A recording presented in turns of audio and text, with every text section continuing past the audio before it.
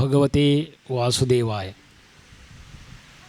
ಜನ್ಮಾದ್ಯಸ್ಯ ಯತೋನ್ವಯಾದಿತರತಶ್ಚಾರ್ಥೇಷ್ವಭಿಜ್ಞಸ್ವರಾಟ್ ತೇನೇ ಬ್ರಹ್ಮಹೃದಾಯ ಆದಿಕವಯೇ ಮುಹ್ಯಂತಿ ಯತ್ಸೂರಯಃ.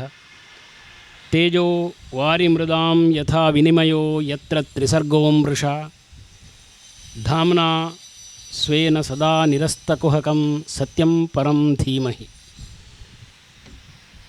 ನಾರಾಯಣಂ ನಮಸ್ಕೃತ್ಯ ನರಂ ಚೈವ ನರೋತ್ತಮಂ ದೇವೀಂ ಸರಸ್ವತೀಂ ವ್ಯಾಸಂ ತತೋ ಜಯಮುದೀರಯೇತ್.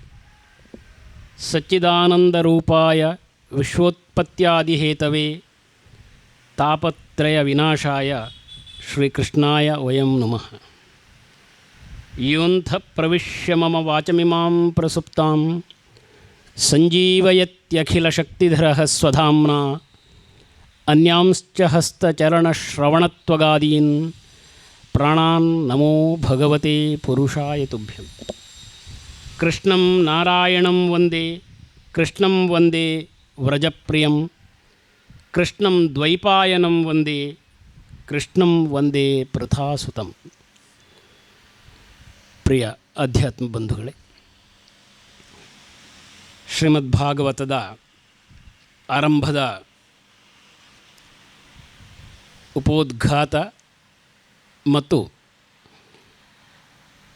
ಪರೀಕ್ಷಿತ ಮಹಾರಾಜನ ಪ್ರಾಯೋಪವೇಶದವರೆಗಿನ ಕಥೆಯನ್ನು ನಿನ್ನೆ ನಾವು ನೋಡಿದ್ದೇವೆ. ಮುಖ್ಯವಾಗಿ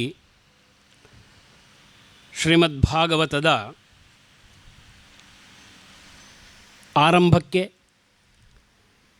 ನಮ್ಮ ಮನೋಭೂಮಿಕೆಯನ್ನು ನಾವು ಹೇಗೆ ಸಿದ್ಧ ಮಾಡಿಕೊಳ್ಳಬೇಕು,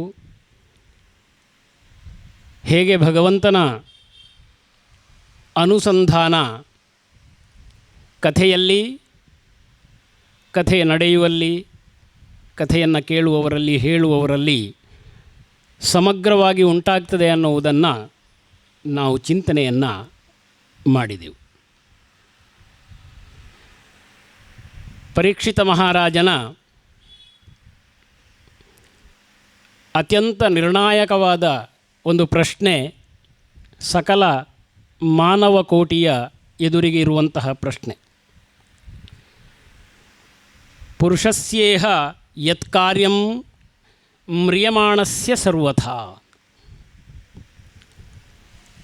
ಬದುಕನ್ನು ಸಮೃದ್ಧವಾಗಿ,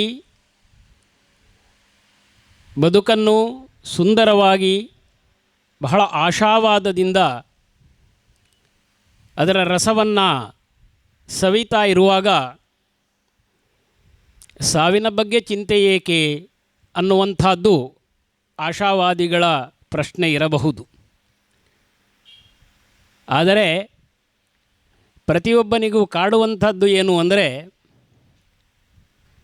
ಯಾವುದೋ ಕಾರಣಕ್ಕೆ ನಾನು ಹುಟ್ಟಿದ್ದೇನೆ, ಹುಟ್ಟಿದನಿಂದ ಜೀವಮಾನಕ್ಕೆ ಬೇಕಾದ ವಿದ್ಯೆಯನ್ನು ಕಲಿತಿದ್ದೇನೆ, ಅದರಿಂದ ಹಣದ ಸಂಪಾದನೆಯನ್ನು ಮಾಡಿದ್ದೇನೆ.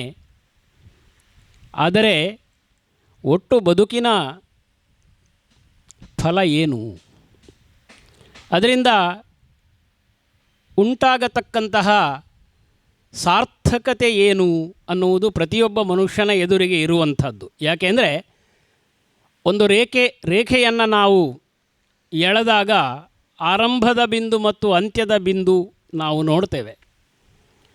ಆದರೆ ನಮಗೆ ಶಾಲೆಗಳಲ್ಲಿ ಅದಕ್ಕೆ ಒಂದು ಬಾಣದ ಗುರುತನ್ನು ಹಾಕಿ ಮುಂದಕ್ಕೆ ಸೂಚಿಸಿರ್ತಾರೆ, ರೇಖೆ ಮತ್ತೆ ಮುಂದುವರಿಯುತ್ತದೆ ಅಂತೇಳಿ. ಹಾಗಾಗಿ ಯಾವ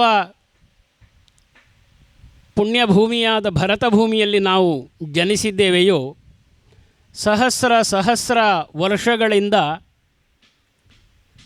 ಸಮೃದ್ಧವಾದಂತಹ ಪ್ರಕೃತಿಯ ಮಧ್ಯೆ, ಸಮೃದ್ಧವಾದ ಬದುಕಿನ ಮಧ್ಯೆ ನಮ್ಮ ಹಿರಿಯರು ಋಷಿ ಮುನಿಗಳು ಚಿಂತನೆಯನ್ನು ಮಾಡುತ್ತಾ ಕೂತದ್ದು ಪರಮಾರ್ಥವೇನು, ಯಾಕಿದೆ ಈ ಬದುಕು, ಏನಿದು ಸೃಷ್ಟಿ, ಏನಿದು ಜಗತ್ತು, ಯಾಕಾಗಿ ಇದೆ, ಯಾರಿಂದ ಇದೆ, ಎಲ್ಲಿಗೆ ತಲುಪುತ್ತದೆ, ಒಂದು ಗುರಿ ಇದೆಯಾ, ಹೀಗೆಲ್ಲ ಆಲೋಚನೆಯನ್ನು ಮಾಡಿ ಮಾಡಿ ಮಾಡಿ ಬದುಕನ್ನು ಸುಂದರಗೊಳಿಸ್ತಾ ಬದುಕಿನ ಎಲ್ಲ ಸಾರ ಸರ್ವಸ್ವವನ್ನು ತಿಳಿದುಕೊಂಡು ಅನುಭವಿಸ್ತಾ ಜೊತೆಗೆ ಇದರ ಸತ್ಯದ ಈ ಒಗಟನ್ನು ಬಿಚ್ಚಲಿಕ್ಕೆ ಪ್ರಯತ್ನವನ್ನು ಪಟ್ಟಿದ್ದಾರೆ. ದಾರ್ಶನಿಕರು ಅದರ ಸತ್ಯವನ್ನು ಹೇಳಿದ್ದಾರೆ. ಆದರೂ ಕೂಡ ಪ್ರತಿಯೊಬ್ಬನೂ ಸಾಗಬೇಕಾದ ದಾರಿ ಅವನೇ ಸವಿಸಬೇಕಾಗಿದೆ. ಯಾವನು ಕೂಡ ಇನ್ನೊಬ್ಬ ಕೊಟ್ಟ ದಾರಿಯಲ್ಲಿ ನಡೀಲಿಕ್ಕೆ ಸಾಧ್ಯ ಇಲ್ಲ. ಅವನವನ ದಾರಿ ಅವನವನದೇ ಆದದ್ದರಿಂದ ಪ್ರತಿಯೊಬ್ಬನೂ ಕೂಡ ಚಿಂತನೆಯನ್ನು ಮಾಡಬೇಕು, ಪ್ರತಿಯೊಬ್ಬನೂ ಅದರ ಅರ್ಥವನ್ನು ತಿಳ್ಕೊಳ್ಬೇಕು ಅನ್ನುವ ದೃಷ್ಟಿಯಿಂದ ಹಿಂದಿನವರು ಎಲ್ಲ ಸಾಧನೆಗಳನ್ನು, ಅದರ ಪಥವನ್ನು, ಅದರ ಗುಟ್ಟನ್ನು ಬಿಚ್ಚುವ ಜಿಜ್ಞಾಸೆ ಅನ್ನುವ ಪದವೇ ಸುಂದರವಾದ ಪದ. ಆದೇಶ ಅಲ್ಲ, ಉಪದೇಶ ಅಲ್ಲ, ಅದು ಜ್ಞಾತುಮಿಚ್ಛಾ ಜಿಜ್ಞಾಸ ಅಂತ, ತಿಳಿಯುವ ಇಚ್ಛೆ ಅಂತ. ಅದಕ್ಕೋಸ್ಕರ ಮತ್ತೆ ಮತ್ತೆ ಪ್ರಶ್ನೆಗಳು, ಮತ್ತೆ ಮತ್ತೆ ತಿಳ್ಕೊಳ್ಳುವ ಹಂಬಲ, ಮತ್ತು ಆ ದಾರಿಯಲ್ಲಿ ಹೆಜ್ಜೆ, ಇದನ್ನು ಮಾಡ್ತಾ ಬಂದರು. ಹಾಗಾಗಿ ಪರೀಕ್ಷಿತನ ಪ್ರಶ್ನೆ ಪ್ರಾತಿನಿಧಿಕವಾಗಿ ಅದು ಇಡೀ ಮಾನವ ಕೋಟಿಯ ಪ್ರಶ್ನೆ ಅದು. ಹಾಗಾಗಿ ಶ್ರೀಮದ್ ಭಾಗವತದಲ್ಲಿ ಭಗವಂತನ ಸಾನ್ನಿಧ್ಯದಲ್ಲಿ ನಾವು ಚಿಂತನೆ ಮಾಡಬೇಕಾದದ್ದು ಪರೀಕ್ಷಿತನ ಮುಖಾಂತರವಾದ ಈ ಜೀವನದ ಎಲ್ಲ ಸತ್ಯಗಳನ್ನು.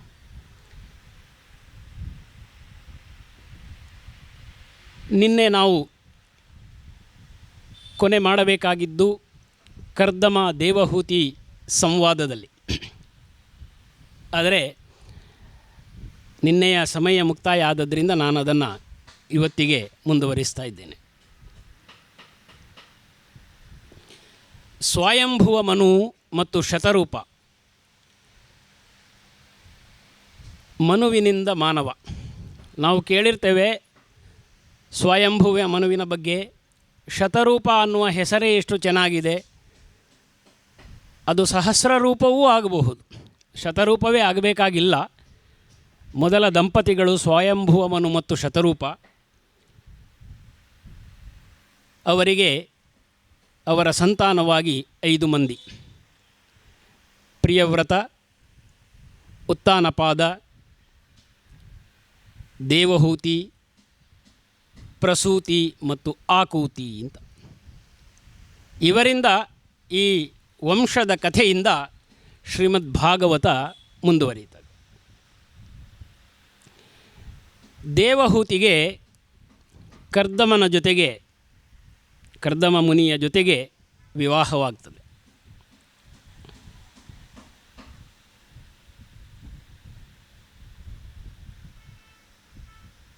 ಒಂಬತ್ತು ಮಂದಿ ಹೆಣ್ಣು ಮಕ್ಕಳು ಜನಿಸ್ತಾರೆ. ಇವರನ್ನು ಮರೀಚಿಯೇ ಮುಂತಾದಂತಹ ಮಹರ್ಷಿಗಳಿಗೆ ಕೊಟ್ಟು ವಿವಾಹವನ್ನು ಮಾಡುತ್ತಾರೆ. ಆದರೆ ದೇವಹೂತಿಗೆ ಒಂದು ಸಣ್ಣ ಅತೃಪ್ತಿ ಕಾಡುತ್ತಾ ಇರುತ್ತದೆ.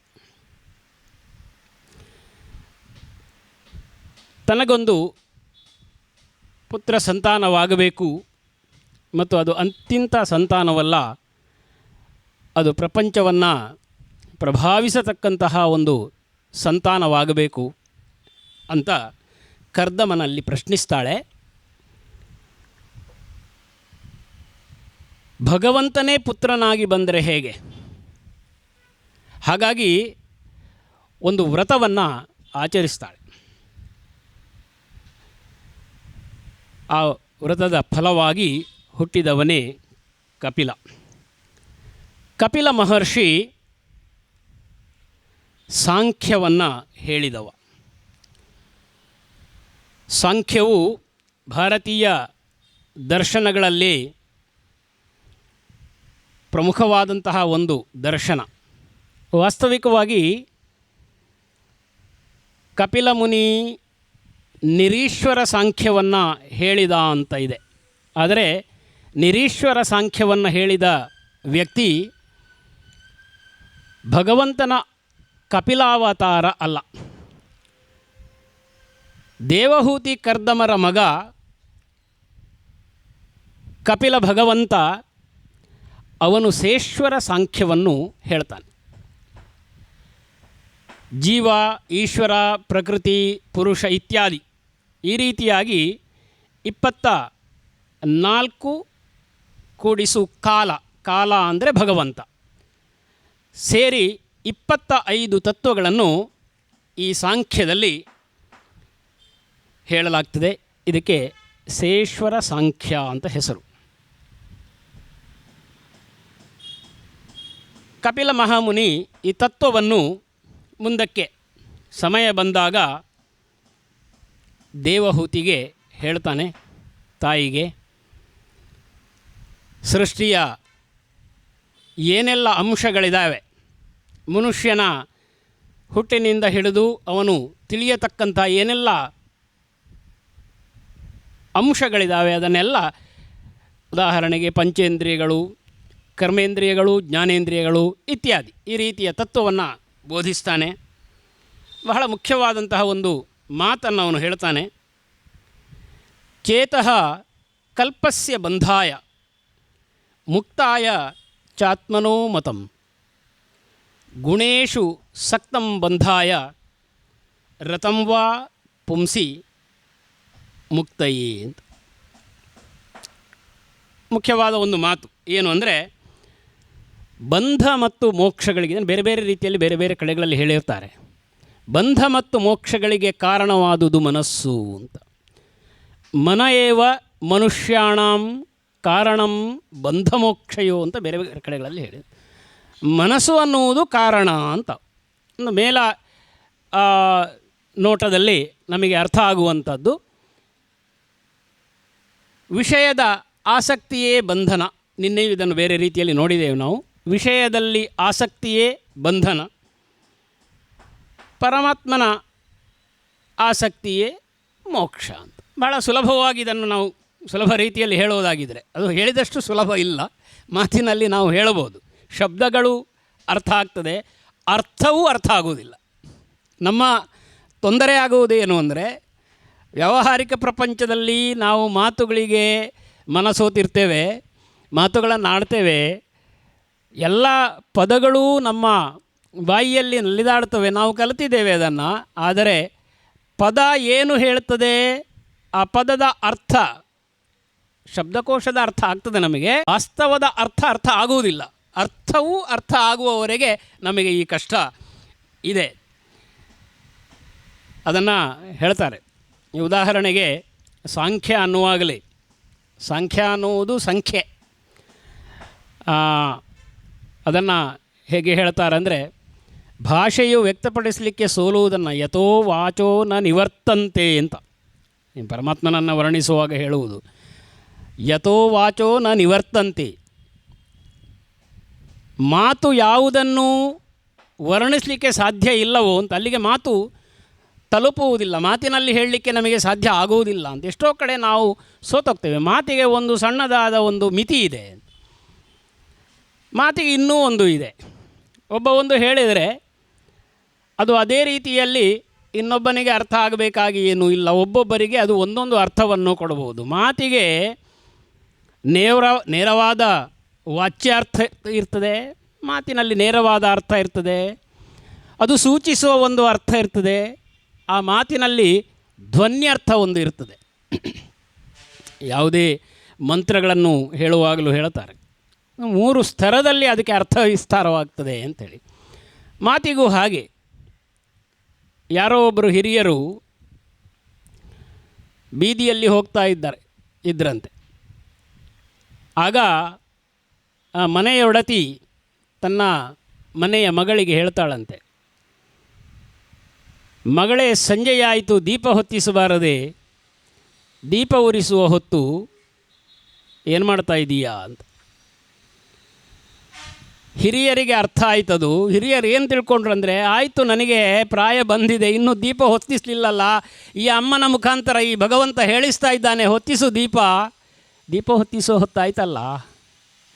ಅಂದರೆ ಮಾತಿಗೆ ಯಾವ ನೆಲೆಯಲ್ಲಿಯೂ ಕೂಡ ನಾವು ಅರ್ಥವನ್ನು ಕೊಡಬಹುದು. ಅದಕ್ಕೋಸ್ಕರ ಸಾಂಖ್ಯದಲ್ಲಿ ಸಂಖ್ಯೆಯನ್ನು ಹೇಳ್ತಾರೆ. ಆ ಸಂಖ್ಯೆಯ ಮುಖಾಂತರ ತತ್ವವನ್ನು ವಿಸ್ತಾರವನ್ನು ಮಾಡ್ತಾರೆ. ಹಾಗಾಗಿ ಮಾಡುವ ಕ್ರಿಯೆಯು ಭಗವದರ್ಪಣವಾದರೆ ಆ ಭಗವದರ್ಪಣವಾದ ಕ್ರಿಯೆಯಿಂದ ಮುಕ್ತಿ ಸಿದ್ಧಿಸ್ತದೆ ಅಂತ ಸಾಂಖ್ಯದಲ್ಲಿ ಹೇಳ್ತಾರೆ. ಅರಣಿಯಿಂದ ಒಂದು ಉದಾಹರಣೆಯನ್ನು ಕೊಡ್ತಾರೆ. ಅರಣಿಯಿಂದ ಉತ್ಪತ್ತಿಯಾದ ಬೆಂಕಿ ತಾನು ಅರಣಿಯನ್ನು ಕೂಡ ಸುಟ್ಟಾಕ್ತದೆ. ಅರಣಿಯಿಂದ ಉತ್ಪತ್ತಿಯಾದ ಬೆಂಕಿ, ಅದು ಅರಣಿಯಿಂದ ಉತ್ಪತ್ತಿಯಾದದ್ದು ಆದರೂ ಕೂಡ ಇಲ್ಲ ಈ ಅರಣಿಯನ್ನು ನಾನು ಸುಟ್ಟಾಕಬಾರ್ದು, ಇದರಿಂದ ನಾನು ಹುಟ್ಟಿದ್ದಲ್ವ, ಹಾಗಾಗಿ ಅರಣಿಯನ್ನು ಬಿಡಬೇಕು ಅಂತ ಅದೇನಿಲ್ಲ. ಅರಣಿಯಿಂದ ಉತ್ಪತ್ತಿಯಾದರೂ ಕೂಡ ಅರಣಿಯನ್ನು ಸಹಿತವಾಗಿ ಆ ಬೆಂಕಿಯು ಸುಟ್ಟಾಕ್ತದೆ ಅಂತ. ಹಾಗೆಯೇ ಭಗವಂತನ ಕಥೆ ಕೇಳ್ತಾ ಜ್ಞಾನ ವೈರಾಗ್ಯಗಳು ಬಂದರೆ ಅದರಿಂದ ಹುಟ್ಟಿದಂತಹ ಭಕ್ತಿ ಎಲ್ಲವನ್ನು ವ್ಯಾಪಿಸಿ ಮೋಕ್ಷಕ್ಕೆ ಕಾರಣವಾಗ್ತದೆ. ಹಾಗೆ ಹೇಳ್ತಾ ಭಕ್ತಿಯ 3 ವಿಧಗಳನ್ನು, ಸಾತ್ವಿಕ, ರಾಜಸಿಕ ಮತ್ತು ತಾಮಸ ಭಕ್ತಿ ಅಂತ 3 ವಿಭಾಗವನ್ನು ಮಾಡ್ತಾರೆ. ಭಕ್ತಿಯಲ್ಲಿ ಏನು ವಿಭಾಗ ಅಂತ ನಮಗೆ ಕಾಣಬಹುದು. ಆದರೆ ನಮಗೆ ತಿಳಿದಿದೆ ಸಕಾಮವಾದ ಭಕ್ತಿ ಇದೆ. ದೇವರೇ ನನಗೆ ಕೊಡು, ದೇವರು ಒಲಿತಾನೆ, ಅದಕ್ಕೂ ಕೂಡ ಕೊಡ್ತಾನೆ ಅವನು ಅಂತ. ದೇವರಲ್ಲಿ ಸಕಾಮವಾಗಿ ನಾವು ಕೇಳಿಕೊಳ್ಳುವಂಥದ್ದು, ದೇವರಲ್ಲಿ ಇನ್ನೊಬ್ಬರಿಗೆ ತೊಂದರೆಯನ್ನು ಮಾಡು ಅಂತ ಹೇಳಿಕೊಳ್ಳುವಂಥದ್ದು ಇದೆ. ದೇವರಿಗೆ ಇದೇ ಕೆಲಸ, ನಮಗೆ ಆಗದವನಿಗೆ ತೊಂದರೆ ಕೊಡು ದೇವರೇ ಅಂತೇಳಿ.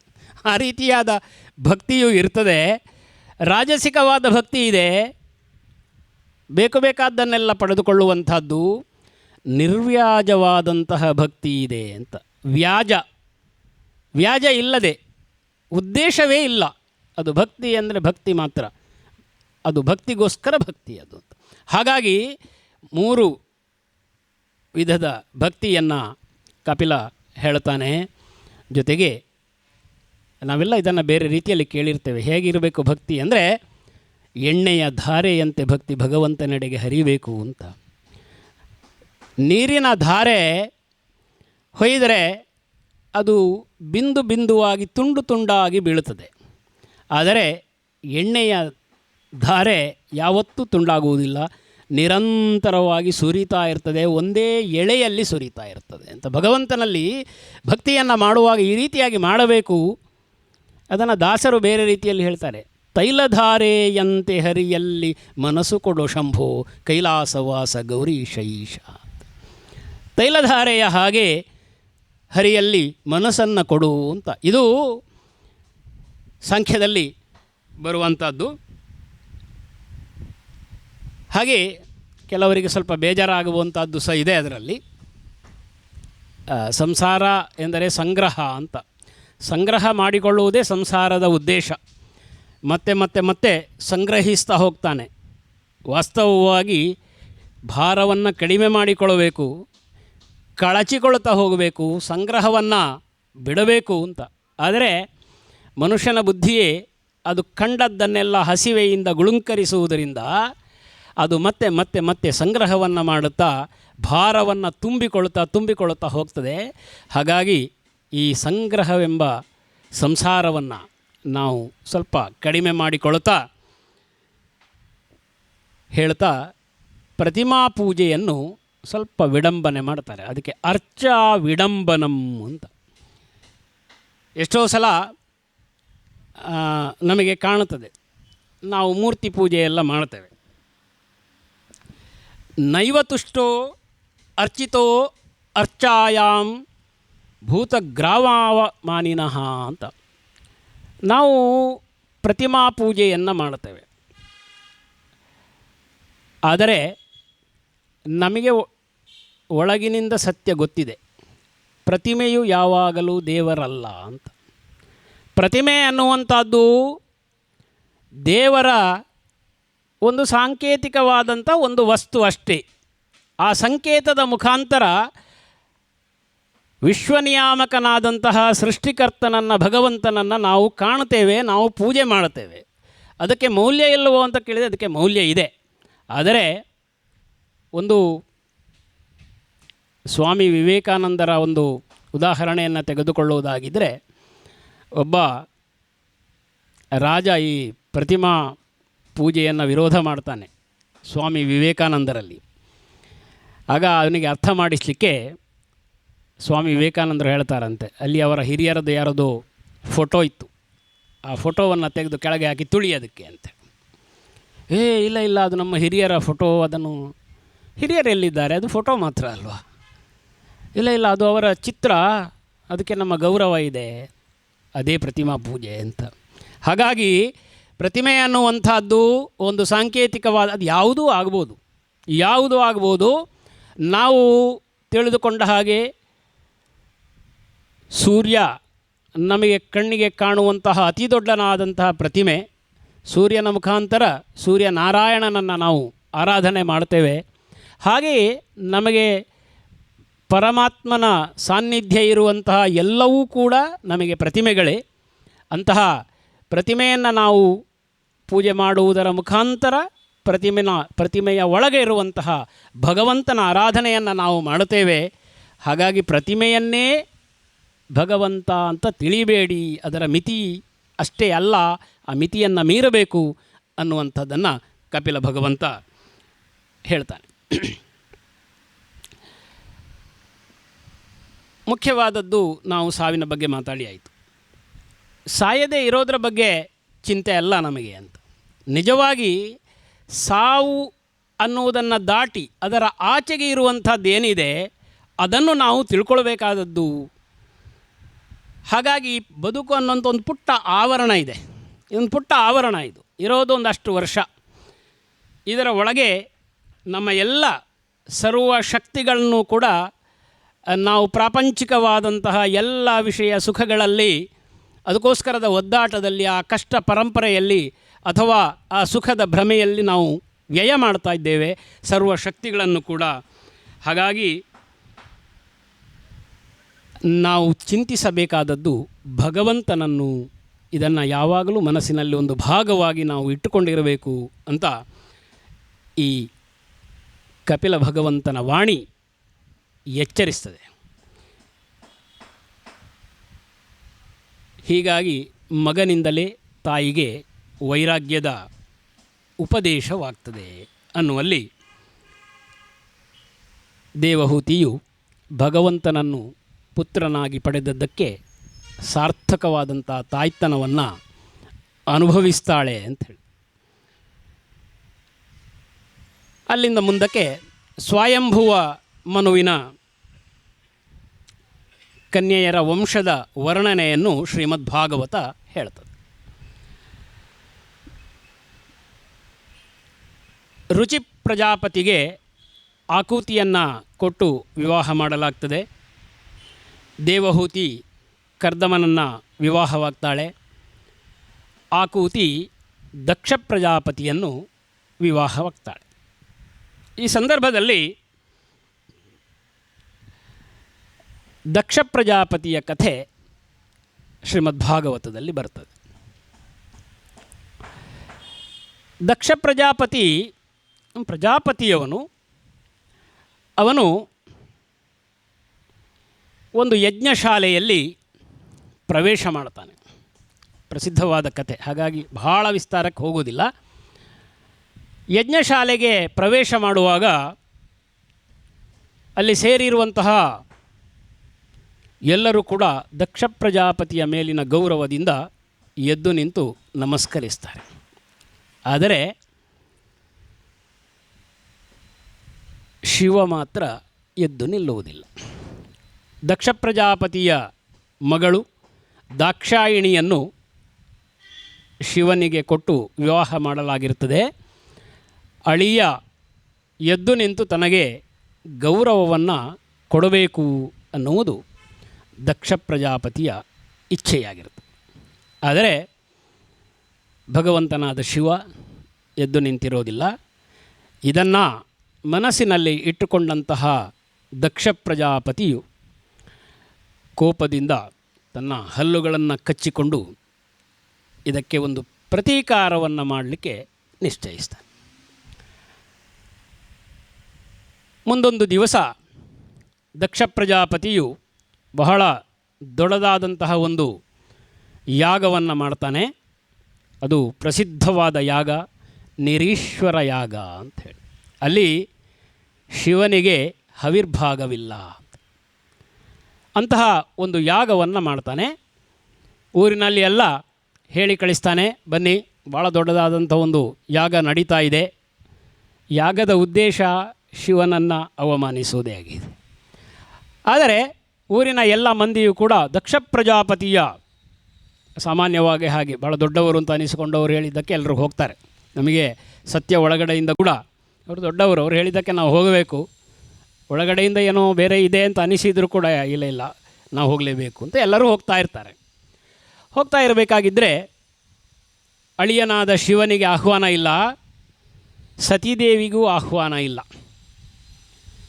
ಆದರೆ ಸತೀದೇವಿಗೆ ವಾರ್ತೆ ತಲುಪುತ್ತದೆ, ತನ್ನ ತಂದೆಯ ಮನೆಯಲ್ಲಿ ಬಹಳ ದೊಡ್ಡದಾದಂಥ ಯಾಗ ಆಗ್ತದೆ, ಎಲ್ಲರೂ ಹೋಗ್ತಾ ಇದ್ದಾರೆ, ಅಕ್ಕ ತಂಗಿಯರೆಲ್ಲ ಬರ್ತಾರೆ, ತಾಯಿಯನ್ನು ನೋಡ್ಬೋದು. ತಂದೆ ಆದರೆ ಏನು ಹೇಳಲಿಕ್ಕೆ ಬಿಟ್ಟೋಗಿರ್ಬೋದು ಎಲ್ಲಿಯೋ, ಹಾಗಾಗಿ ತಾನು ಆಮಂತ್ರಣ ಇಲ್ಲದಿದ್ದರೂ ತಂದೆಯ ಮನೆಗೆ ಹೋಗಬಹುದು ಇತ್ಯಾದಿ ತರ್ಕಗಳನ್ನು ಒಡ್ಡುತ್ತಾ ಪರಮೇಶ್ವರನಲ್ಲಿ ಪ್ರಾರ್ಥಿಸ್ತಾಳೆ. ಶಿವ ಒಡಂಬಡುವುದಿಲ್ಲ, ಹೋಗಬೇಡ, ಬೇಡ, ಇದು ಆಹ್ವಾನ ಇಲ್ಲದ ಕಡೆಗೆ ಹೆಜ್ಜೆ ಹಾಕಬಾರದು ಅಂತ ಹೇಳುತ್ತಾರೆ. ಆದರೆ ಸತೀದೇವಿ ಇದನ್ನು ಕೇಳದೆ ತನ್ನ ತಂದೆಯ ಮನೆಗೆ ತಾನು ಹೋದರೆ ಏನೂ ತೊಂದರೆ ಆಗಲಿಕ್ಕಿಲ್ಲ, ಅವನನ್ನು ನಾನು ಮನವೊಲಿಸಬಹುದು ಅನ್ನುವ ಒಂದು ಆಕಾಂಕ್ಷೆ ಕೂಡ ಇದ್ದಿರಬಹುದು. ಸತೀದೇವಿ ಹೊರಡ್ತಾಳೆ. ಜೊತೆಗೆ ಶಿವಗಣಗಳು ಕೂಡ ಅವಳ ಜೊತೆಗೆ ಸಂಭ್ರಮ ಆತಂಕಗಳಿಂದ ಅಂತ ಪದಗಳಿದೆ. ಸಂಭ್ರಮ ಮತ್ತು ಆತಂಕ ಎರಡರ ಜೊತೆಗೆ ಶಿವಗಣಗಳು ಕೂಡ ಸತೀದೇವಿಯ ಜೊತೆಗೆ ಹೋಗ್ತವೆ. ಯಾಗಶಾಲೆಯನ್ನು ಪ್ರವೇಶಿಸುವಾಗ ದಕ್ಷ ಪ್ರಜಾಪತಿಯು ಮುಖವನ್ನು ತಿರುಗಿಸ್ತಾನೆ. ಯಾರೂ ಕೂಡ ಮಾತನಾಡಿಸೋದಿಲ್ಲ. ಆದರೂ ತಾಯಿ ಮತ್ತು ಅಕ್ಕಂದಿರು ಒಳಗೊಳಗಿಂದ ಸ್ವಲ್ಪ ಅವಳಲ್ಲಿ ಮಾತನಾಡಿದರು ಅಂತ ಸಹ ಒಂದು ಉಲ್ಲೇಖ ಇದೆ. ಮುಂದುವರಿತದೆ. ಕೂತ್ಕೊಂಡಿರ್ತಾಳೆ. ಯಾಗದಲ್ಲಿ ಶಿವನಿಗೆ ಹವಿರ್ಭಾಗವಿಲ್ಲ.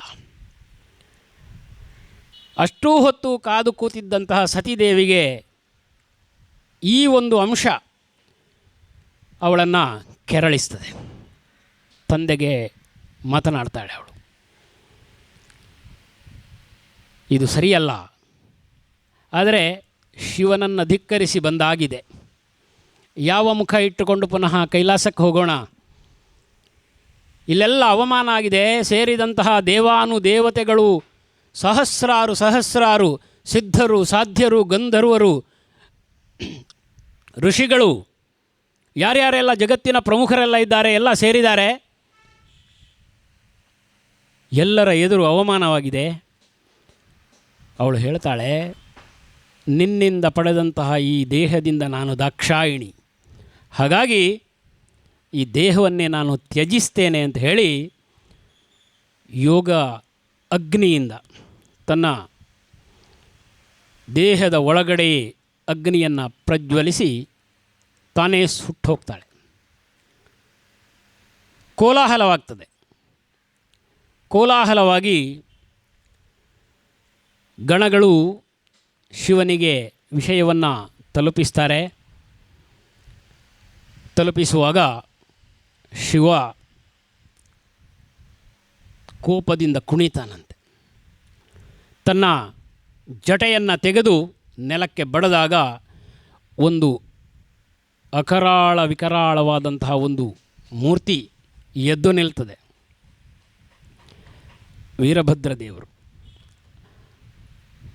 ವೀರಭದ್ರ ದೇವರು ಶಿವನ ಗಣಗಳ ಜೊತೆಗೆ ದಕ್ಷನ ಯಜ್ಞಶಾಲೆಯನ್ನು ಪ್ರವೇಶಿಸ್ತಾರೆ.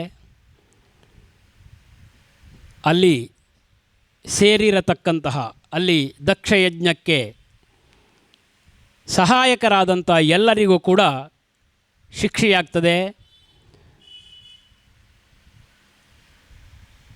ದಕ್ಷ ಪ್ರಜಾಪತಿಯ ತಲೆಯನ್ನು ಕತ್ತರಿಸಿ ಹಾಕ್ತಾನೆ. ಸಾಂಕೇತಿಕವಾಗಿ ಏನು ಅಂತ ಕೇಳಿದರೆ ಅಹಂಕಾರ ಅಂತ, ಅದನ್ನು ಯಜ್ಞಕ್ಕೆ ಆಹುತಿಯ ಮಾಡಬೇಕು ಅಂತ. ಇದೆಲ್ಲ ಆಗುವಾಗ ಈ ಗೊಂದಲ ಎಲ್ಲ ಆಗಿ ಒಟ್ಟು ಎಲ್ಲರಿಗೂ ಇದು ಲೋಕಕ್ಕೆ ಕ್ಷೇಮವಲ್ಲ ಅಂತ ಅನ್ನಿಸ್ತದೆ. ಇಡೀ ಉಲ್ಲೋಲ ಕಲ್ಲೋಲವಾಗ್ತಾ ಇರುವಾಗ ದೇವಾನುದೇವತೆಗಳು ಶಿವನಲ್ಲಿ ಬಂದು ಬೇಡಿಕೊಳ್ಳುತ್ತಾರೆ, ಶಾಂತವಾಗಬೇಕು, ಪರಿಹಾರವನ್ನು ಕೊಡಬೇಕು, ಯಾಗವು ಸಂಪೂರ್ಣವಾಗಬೇಕು, ಇಲ್ಲದಿದ್ದರೆ ಲೋಕಕ್ಕೆ ತೊಂದರೆ ಇದೆ. ಆಗ ಶಿವದೇವರು ಪರಿಹಾರವನ್ನು ಸೂಚಿಸ್ತಾರೆ. ಯಾವ ಯಜ್ಞಕ್ಕೆ ಬಲಿ ಕೊಡಲಿಕ್ಕೆ ಇರುವಂತಹ ಹೋತ ಇದೆ ಅದರ ತಲೆಯನ್ನು ದಕ್ಷನ ತಲೆಗೆ ಜೋಡಿಸಬೇಕು ಅಂತ. ಆಮೇಲೆ ಮತ್ತೆ ಯಾಗ ಮುಂದುವರಿಯುತ್ತದೆ. ಈ ರೀತಿಯಾಗಿ ದಕ್ಷಯಜ್ಞದ ಕಥೆಯಲ್ಲಿ ದಕ್ಷಯಜ್ಞದ ಸಮಾಪ್ತಿಯವರೆಗೆ ಶ್ರೀಮದ್ಭಾಗವತ ಹೇಳುತ್ತದೆ.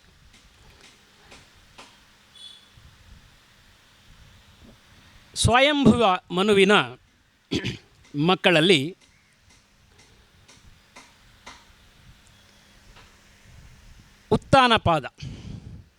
ಉತ್ತಾನಪಾದನಿಗೆ ಇಬ್ಬರು ಪತ್ನಿಯರು,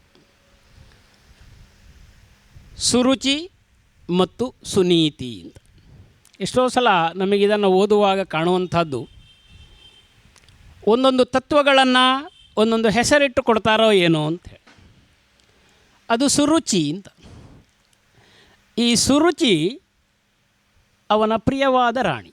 ಯಾಕೆಂದರೆ ಅದು ಸುರುಚಿ, ಅದು ಪ್ರಿಯವಾಗ್ತದೆ ಅಂತ. ಸುನೀತಿ ಆದರೆ ನೀತಿ ಬೇಡ, ಅದನ್ನು ರಾಜ ಸ್ವಲ್ಪ ದೂರ ಇಟ್ಟಿರ್ತಾನೆ ಅಂಥೇಳಿ. ಹಾಗಾಗಿ ರಾಜನಿಗೆ ತನ್ನ ಮಕ್ಕಳಲ್ಲಿ ಸುರುಚಿಯ ಮಗನಾದ ಉತ್ತಮ, ಇವನು ಯಾವಾಗಲೂ ಹತ್ತಿರ, ಅವನು ಉತ್ತಮ. ಯಾಕೆಂದರೆ ಅವನು ಸುರುಚಿಯ ಮಗ. ಇವನು ಧ್ರುವ, ಇವನು ಸುನೀತಿಯ ಮಗ. ಹಾಗಾಗಿ ಮಕ್ಕಳು ತಂದೆಯ ಅಂಕದಲ್ಲಿ ಕುಳಿತುಕೊಳ್ಳಲಿಕ್ಕೆ ಒಂದು ಸಣ್ಣ ಕಾರಣ ಒದಗಿ ಬಂತು. ರಾಜ ಸಿಂಹಾಸನದಲ್ಲಿ ಕುಳಿತಿದ್ದಾನೆ. ಉತ್ತಮ ಮತ್ತು ಧ್ರುವ ಇಬ್ಬರು ಕೂಡ ತಂದೆಯ ಮಡಿಲಲ್ಲಿ ಕುಳಿತುಕೊಳ್ಳಲಿಕ್ಕೆ ಬರ್ತಾರೆ. ಉತ್ತಮ ಕುಳಿತುಕೊಳ್ತಾನೆ, ಧ್ರುವ ಕುಳಿತುಕೊಳ್ಳಬೇಕಾಗಿದ್ದರೆ ಸುರುಚಿ ಅವನನ್ನು ತಡೆದು ಕೆಳಗೆ ತಳ್ಳುತ್ತಾಳೆ. ಇಲ್ಲ, ನೀನು ಕುಳಿತುಕೊಳ್ಳಬಾರದು ಅಂತ. ಧ್ರುವ ಕೇಳ್ತಾನೆ, ಯಾಕಮ್ಮ ನಾನು ಕುಳಿತುಕೊಳ್ಬಾರ್ದು? ನನ್ನ ತಂದೆಯ ತೊಳೆಯಲ್ಲಿ ನಾನು ಕುಳಿತುಕೊಳ್ಬೋದಲ್ವ? ಆಗ ಸುರುಚಿ ಹೇಳ್ತಾಳೆ, ಇಲ್ಲ, ನೀನು ಕುಳಿತುಕೊಳ್ಳಬೇಕಾಗಿದ್ದರೆ ನನ್ನ ಹೊಟ್ಟೆಯಲ್ಲಿ ಹುಟ್ಟಿ ಬರಬೇಕು. ಅದಕ್ಕೆ ಶ್ರೀಮನ್ನಾರಾಯಣನನ್ನೇ ನೀನು ಕೇಳಿಕೊಳ್ಳಬೇಕು ಅಂತ. ಬಹಳ ದುಃಖತಪ್ತನಾದಂತಹ ಧ್ರುವ ಬಾಲಕ ತನ್ನ ತಾಯಿಯಲ್ಲಿ ಹತ್ತುಕೊಂಡು ಬಂದು ಹೇಳ್ತಾನೆ, ಅಮ್ಮ ಹೀಗಾಯಿತು, ನನ್ನ ಅಪ್ಪನ ತೊಳೆಯ ಮೇಲೆ ನಾನು ಏರಬಾರದಂತೆ, ನಾನೇನು ಮಾಡಲಿ? ಆಗ ಸುನೀತಿ ಒಂದು ನೀತಿಯುಕ್ತವಾದ ಮಾತನ್ನು ಅವನಿಗೆ ಹೇಳ್ತಾಳೆ, ಹೌದಪ್ಪ, ನಿನ್ನ ಚಿಕ್ಕಮ್ಮ ಹೇಳಿದ್ದು ಸರಿಯಾಗಿಯೇ ಇದೆ. ಯಾವ ಸ್ಥಾನವನ್ನು ನಾವು ಶಾಶ್ವತವಾಗಿ ಪಡಿಬೇಕು, ಆ ಸ್ಥಾನವನ್ನು ನಾವು ಪಡಿಬೇಕಾಗಿದ್ದರೆ ಪರಮಾತ್ಮನ ಅನುಗ್ರಹದಿಂದ ಮಾತ್ರ ಸಾಧ್ಯ. ಪರಮಾತ್ಮನಲ್ಲಿ ನಾವು ಕೇಳಿಕೊಳ್ಳೋಣ, ಅದೊಂದೇ ದಾರಿ ಅಂತ. ಬಾಲಕ ಧ್ರುವ ಇದು ಸತ್ಯ ಅಂತ ಅವನು ಅರಿವಾಗ್ತದೆ. ಅವನು ನೇರವಾಗಿ ಎದ್ದು ತಪಸ್ಸಿಗಾಗಿ ಹೊರಡ್ತಾನೆ. ಬಾಲಕನಿಗೆ ಕಂಡದ್ದು ಒಂದೇ ದಾರಿ, ಪರಮಾತ್ಮನ ದರ್ಶನ. ಪರಮಾತ್ಮನ ದರ್ಶನದಿಂದ ಪರಮವಾದ ಸ್ಥಾನ ಪ್ರಾಪ್ತಿ. ಎಷ್ಟೋ ಸಲ ಹಾಗೇ ಇರ್ತದೆ. ಯಾರೋ ಒಬ್ಬ ಏನನ್ನೋ ಕೆಟ್ಟದ್ದನ್ನು ಬಯಸಿದರೆ ಅದರಿಂದ ಏನೋ ಒಂದು ಒಳ್ಳೆಯದಾಗ್ತಾ ಹೋಗ್ತದೆ ಅಂತ ಹೇಳಿ ನಾವು ಜೀವಮಾನದಲ್ಲಿ ನೋಡ್ತೇವೆ. ಯಾರೋ ಒಬ್ಬ ವ್ಯಕ್ತಿ ಒಂದು ಮತ್ಸರದಿಂದ ಗಿಡದ ಚಿಗುರನ್ನು ಕತ್ತರಿಸಿ ಹಾಕಿದರೆ ಆ ಗಿಡ 100 ಟಿಸಿಲನ್ನು ಹೊಡೀತದೆ ಅಂಥೇಳಿ. ಎಲ್ಲಿಯೋ ಒಂದು ಅದರ ಮಂಡೆಯನ್ನು ಕತ್ತರಿಸಿ ಹಾಕಿದರೆ ಮತ್ತಷ್ಟು ಅಗಲವಾಗಿ ಹರಡುತ್ತಾ ಹೋಗ್ತದೆ ಅಂತ. ಹಾಗಾಗಿ ಯಾರೋ ಒಬ್ಬ ಯಾವುದೋ ಒಂದು ಉದ್ದೇಶದಿಂದ ಕೆಟ್ಟದ್ದನ್ನು ಹೇಳಿದರೂ ಕೂಡ ಬಹಳಷ್ಟು ಸಲ ನಾವು ಆಲೋಚನೆ ಮಾಡಬೇಕು, ಇದು ಯಾವುದೋ ನಮ್ಮ ಒಳ್ಳೆಯ ಉದ್ದೇಶಕ್ಕಾಗಿ ದೇವರ ಪ್ರೇರಣೆಯಿಂದ ಹೀಗೆ ಆಗ್ತಾ ಇದೆಯೋ ಏನೋ ಅಂಥೇಳಿ. ಹಾಗಾಗಿ ಇಲ್ಲಿ ಧ್ರುವನಿಗೆ ಹಾಗೇ ಆಯಿತು. ಧ್ರುವ ತಪಸ್ಸಿಗೆ ಹೊರಡ್ತಾನೆ, ಅರಣ್ಯಕ್ಕೆ ಹೋಗ್ತಾ ಇದ್ದಾನೆ. ಬ್ರಹ್ಮರ್ಷಿ ನಾರದರು ಎದುರುಗೊಳ್ಳುತ್ತಾರೆ. ನಾರದರು ಸರ್ವವ್ಯಾಪಿಗಳು, ಎಲ್ಲ ಕಡೆ ಸಂಚಾರಿಗಳು, ಅವರು ಸರ್ವ ಲೋಕಗಳಿಗೂ ಸಂಚಾರಿಗಳು, ವಿಷ್ಣುವಿನ ಅಂಶಾವತಾರಿಗಳಲ್ಲಿ ಒಬ್ಬರು. ಹಾಗಾಗಿ ನಾರದರ ದರ್ಶನವಾಗ್ತದೆ. ನಾರದರು ಕೇಳ್ತಾರೆ, ಎಲ್ಲಿಗೆ ಹೊರಟಿದೀಯಪ್ಪ? ತಪಸ್ಸು ಮಾಡಲಿಕ್ಕೆ. ಏನು ತಪಸ್ಸು ಮಾಡ್ತೀಯಾ? ಗೊತ್ತಿದೆಯಾ ನಿನಗೆ ತಪಸ್ಸಂದರೆ ಏನು? ಯಾರನ್ನು ತಪಸ್ಸು ಮಾಡಬೇಕು? ಯಾವ ವಿಧಾನದಲ್ಲಿ ತಪಸ್ಸು ಮಾಡಬೇಕು? ಏನೂ ಅರಿವಿಲ್ಲ ನನಗೆ. ತಾಯಿ ಹೇಳಿದಾಳೆ ತಪಸ್ಸು ಮಾಡಬೇಕು, ಅಷ್ಟೇ ಹೋಗ್ತಾ ಇದ್ದೇನೆ. ಕರುಣೆಯಿಂದ ನಾರದ ಮಹರ್ಷಿಗಳು ಅವನಿಗೆ ಬೋಧನೆಯನ್ನು ಮಾಡ್ತಾರೆ. ಭಗವಂತನ ಮಂಗಳಮಯವಾದ ಮೂರ್ತಿಯನ್ನು ಮನಸ್ಸಿನಲ್ಲಿ ಸ್ಥಾಪಿಸಿ ವ್ರತೋಪವಾಸಗಳನ್ನು ಮಾಡುತ್ತಾ ಯೋಗವನ್ನು ಸಾಧಿಸ್ತಾ ಇಂಥ ಯಮುನೆಯ ದಡದಲ್ಲಿ ಮಧುವನ ಅನ್ನುವಂತಹ ಪ್ರದೇಶದಲ್ಲಿ ತಪಸ್ಸನ್ನು ಮಾಡು, ಸಿದ್ಧಿಯಾಗ್ತದೆ ಅಂತ ಅವನಿಗೆ ಹರಸಿ ಹೋಗ್ತಾರೆ. ಬಾಲಕ ಧ್ರುವ ಮಧುವನಕ್ಕೆ ಹೋಗ್ತಾನೆ. ಒಂದು ಮಂತ್ರೋಪದೇಶ ಆಗ್ತದೆ ಅವನಿಗೆ. ಓಂ ನಮೋ ಭಗವತೆ ವಾಸುದೇವಾಯ. ಬಾಲಕನಿಗೆ ಯಾವುದೂ ಅರಿವಿಲ್ಲ. ಮಂತ್ರೋಚ್ಚಾರಣೆ ಒಂದೇ ಮಾಡುತ್ತಾ ಮನಸ್ಸಿನ ಒಳಗಡೆ ಮಂಗಳಮಯವಾದಂತಹ ಶ್ರೀಹರಿಯ ಲೀಲಾಮೂರ್ತಿಯನ್ನು ತುಂಬಿಕೊಂಡು ತಪಸ್ಸನ್ನು ಮಾಡ್ತಾನೆ. ತಿಂಗಳು ಕಳೆಯುತ್ತದೆ. ಆಹಾರವನ್ನು ಕಡಿಮೆ ಮಾಡಿಕೊಳ್ತಾನೆ. ಜಲವನ್ನು ಪಾನ ಮಾಡ್ತಾ ತಪಸ್ಸು ಮಾಡ್ತಾನೆ. ಜಲವನ್ನು ತ್ಯಜಿಸ್ತಾನೆ. ವಾಯುವನ್ನು ಸೇವಿಸ್ತಾ ತಪಸ್ಸು ಮಾಡ್ತಾನೆ. ಪ್ರಾಣಗಳನ್ನು ಸ್ತಂಭಿಸಿ ತಪಸ್ಸನ್ನು ಮಾಡುವಾಗ ಲೋಕದಲ್ಲಿ ಕೋಲಾಹಲ ಉಂಟಾಗ್ತದಂತೆ. ಎಲ್ಲ ದೇವತೆಗಳು ಕೂಡ ಭಗವಂತನಲ್ಲಿ ಕೇಳಿಕೊಳ್ತಾರೆ, ಏನೋ ಆಗ್ತಾ ಇದೆ, ಜಗತ್ತಿನಲ್ಲಿ ಉಲ್ಲೋಲ ಕಲ್ಲೋಲ ಆಗ್ತಾ ಇದೆ, ಕಾರಣ ಏನು? ಆಗ ಪರಮಾತ್ಮ ಹೇಳ್ತಾನೆ, ಅಪ್ಪ, ಧ್ರುವ ತನ್ನ ಪ್ರಾಣಗಳನ್ನು ಸ್ತಂಭಿಸಿ ತಪಸ್ಸನ್ನು ಮಾಡ್ತಾ ಇರುವ ಕಾರಣದಿಂದ ಇಡೀ ಜಗತ್ತಿನ ಪ್ರಾಣವೇ ಸ್ತಂಭಿಸಿ ಹೋಗಿದೆ. ಹಾಗಾಗಿ ಅವನಿಗೆ ನಾನು ದರ್ಶಬೇಕು ಅಂತ ಪರಮಾತ್ಮ ತನ್ನ 4 ಬಾಹುಗಳನ್ನು ಇಟ್ಟುಕೊಂಡಂತಹ ಆ ರೂಪದಲ್ಲಿ ಧ್ರುವನ ಎದುರು ಪ್ರತ್ಯಕ್ಷನಾಗ್ತಾನೆ. ಧ್ರುವ ಕಣ್ಣುಗಳನ್ನು ಮುಚ್ಚಿ ಧ್ಯಾನಾವಸ್ಥೆಯಲ್ಲಿ ಮನಸ್ಸಿನ ಒಳಗಡೆ ಭಗವಂತನ ಮೂರ್ತಿ ಕಾಣ್ತಾ ಇದ್ದ. ಒಂದು ಕ್ಷಣಕ್ಕೆ ಆ ಮೂರ್ತಿ ಮರೆಯಾಯಿತು. ಧ್ರುವನಿಗೆ ಆಶ್ಚರ್ಯವಾಯಿತು. ಎಲ್ಲಿ ಹೋಯಿತು ಭಗವಂತನ ಮೂರ್ತಿ? ಕಣ್ಣುಗಳನ್ನು ಬಿಡುವಾಗ ಅದೇ ಮೂರ್ತಿ ಕಣ್ಣಿನ ಎದುರು ಪ್ರತ್ಯಕ್ಷವಾಗಿದೆ. ಆನಂದ ತುಂದಿಲನಾಗ್ತಾನೆ. ಇಡೀ ಅವನ ಶರೀರ ಅದರುತ್ತದೆ. ಭಗವಂತ ಸಾಕ್ಷಾತ್ ಕಣ್ಣೆದುರು ನಿಂತಿದ್ದಾನೆ. ಏನನ್ನು ಕೇಳಬೇಕು, ಏನನ್ನು ಮಾತನಾಡಬೇಕು, ಏನನ್ನು ಸ್ತುತಿಸಬೇಕು ಒಂದು ಗೊತ್ತಾಗದೆ ಬೆರಗುವಟ್ಟಂತೆ ಮೂರ್ತಿಯನ್ನು ನೋಡ್ತಾ ಮಾತು ಬಾರದೆ ಮೂಕನಾಗಿ ಬಿಟ್ಟ. ಭಗವಂತ ನಸುನಗುತ್ತಾ ತನ್ನ ಕೈಯಲ್ಲಿದ್ದಂತಹ ಪಾಂಚಜನ್ಯದಿಂದ ಬಾಲಕನ ಕೆನ್ನೆಯನ್ನು ಸ್ಪರ್ಶಿಸ್ತಾನೆ. ಬಾಲಕ ಮಾತನಾಡ್ತಾನೆ, ಧ್ರುವ, ಯೋಂಥ ಪ್ರವಿಶ್ಯ ಮಮ ವಾಚಮಿಮಾಂ ಪ್ರಸುಪ್ತಾಂ. ನನ್ನ ಮನಸ್ಸಿನ ಒಳಗಡೆ ಪ್ರಸುಪ್ತ ಮಲಗಿದಂತಹ ಮಾತನ್ನು ನೀನು ನನ್ನೊಳಗೆ ಹೊಕ್ಕು ಎಚ್ಚರಿಸಿದೆಯಲ್ವ ತಂದೆ. ಸಂಜೀವಯತಿ, ನೀನು ಅದನ್ನು ಚೇತನಗೊಳಿಸಿದೆಯ. ಅಖಿಲ ಶಕ್ತಿಧರ ಸ್ವಧಾಮ್ನ ಅನ್ಯಾಂಶ್ಚ ಹಸ್ತ ಚರಣ ಶ್ರವಣ ತ್ವಗಾದೀನ್ ಇದೆಲ್ಲವನ್ನು ನೀನೇ ನಿನ್ನ ಸ್ಪರ್ಶದಿಂದ ಎಚ್ಚರಗೊಳಿಸಿದೀಯಾ. ಪ್ರಾಣಾನ್ ನಮೋ ಭಗವತಿ ಪುರುಷಾಯ ತುಭ್ಯಂ. ಪ್ರಾಣಗಳನ್ನು ನೀನು ಎಚ್ಚರಿಸಿದೀಯ ತಂದೆ. ಅಂತಹ ಭಗವಂತನಾದ ಪುರುಷರೂಪಿಯಾದ ನಿನಗೆ ನಮಸ್ಕಾರಗಳು ಅಂತ ಹೇಳ್ತಾನೆ. ಅವನನ್ನು ಸ್ತುತಿಸ್ತಾ ಹೋಗ್ತಾನೆ. ಭಗವಂತ ಪ್ರತ್ಯಕ್ಷನಾದಾಗ ಭಗವಂತ ಹೇಳ್ತಾನೆ, ಅಪ್ಪ ಯಾತಕ್ಕೋಸ್ಕರ ನೀನು ತಪಸ್ಸು ಮಾಡ್ತಾ ಇದ್ದೀಯಾ, ಏನು ವರ ಬೇಕಾಗಿದೆ ನಿನಗೆ? ತಂದೆ, ನಿನ್ನನ್ನು ನೋಡಿದ ನಂತರ ವರ ಏನು? ಇವನಲ್ಲಿ ಕೇಳಲಿಕ್ಕೆ ವರ ಕೇಳಲಿಕ್ಕೆ ಇವನಲ್ಲಿ ಏನೂ ಇಲ್ಲ. ಧ್ರುವನಲ್ಲಿಗೆ ಮಾತುಗಳು ಕೇವಲ ಸ್ತುತಿ ಮಾಡ್ತಾ ಇದ್ದಾವೆ. ಭಗವಂತ ಹೇಳ್ತಾನೆ, ನಿನಗೆ ಶಾಶ್ವತವಾದಂತಹ ಧ್ರುವ ಪದವಿಯನ್ನು ನಾನು ಕೊಡ್ತಾ ಇದ್ದೇನೆ. ಅಪ್ಪ, ನೀನು ನಿನ್ನ ತಂದೆಯಲ್ಲಿಗೆ ಹೋಗು, ಅವರು ಕಾತರತೆಯಿಂದ ಕಾಯ್ತಾ ಇದ್ದಾರೆ ನಿನಗೆ. ಅಲ್ಲಿ ಹೋಗಿ ನೀನು ಸಹಸ್ರಾರು ವರ್ಷಗಳ ಕಾಲ ಈ ಪೃಥ್ವಿಯನ್ನು ಆಳು. ಆ ಮೇಲಿನ ಭವಿಷ್ಯತ್ತನ್ನು ಕೂಡ ಅಲ್ಲಿ ಅವನಿಗೆ ತಿಳಿಸ್ತಾರೆ ಭಗವಂತ.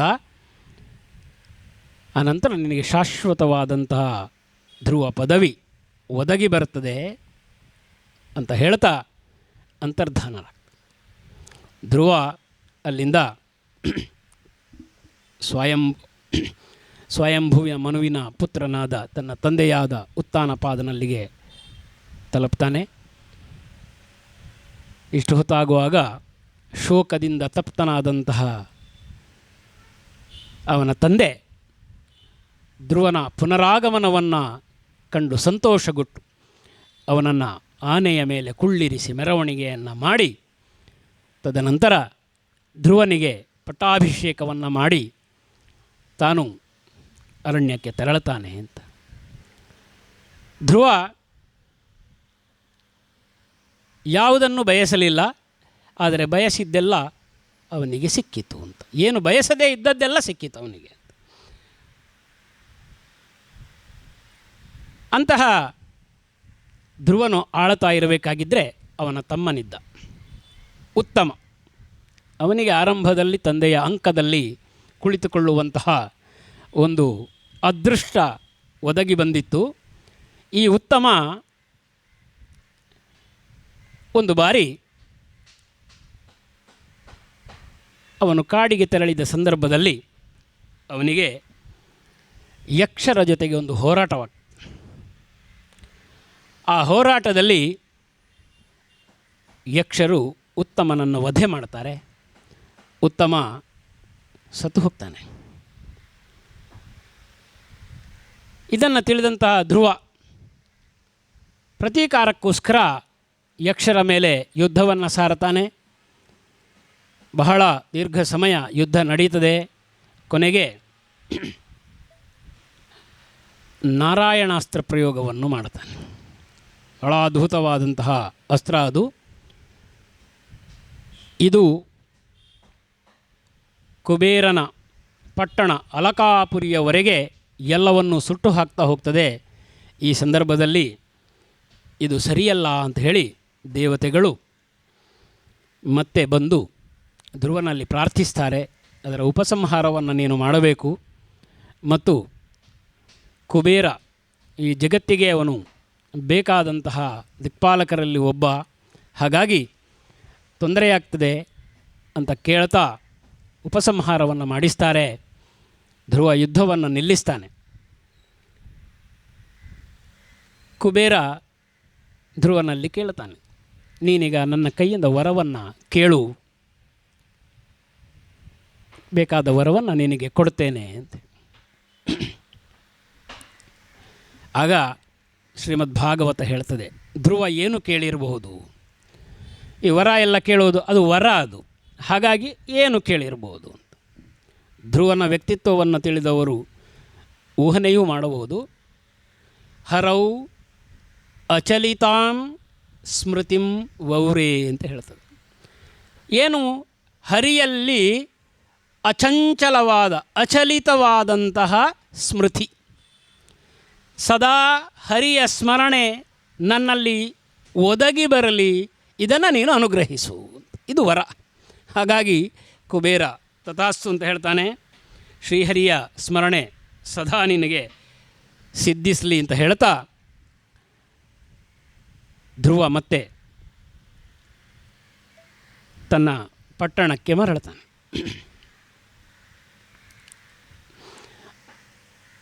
ಆನಂತರ ದೀರ್ಘ ಸಮಯದ ನಂತರ ಧ್ರುವನ ಪದವಿ ಸಿದ್ಧಿಸುವ ಸಮಯ ಸಂಭವಿಸ್ತದೆ. ಅವನ ಮಗ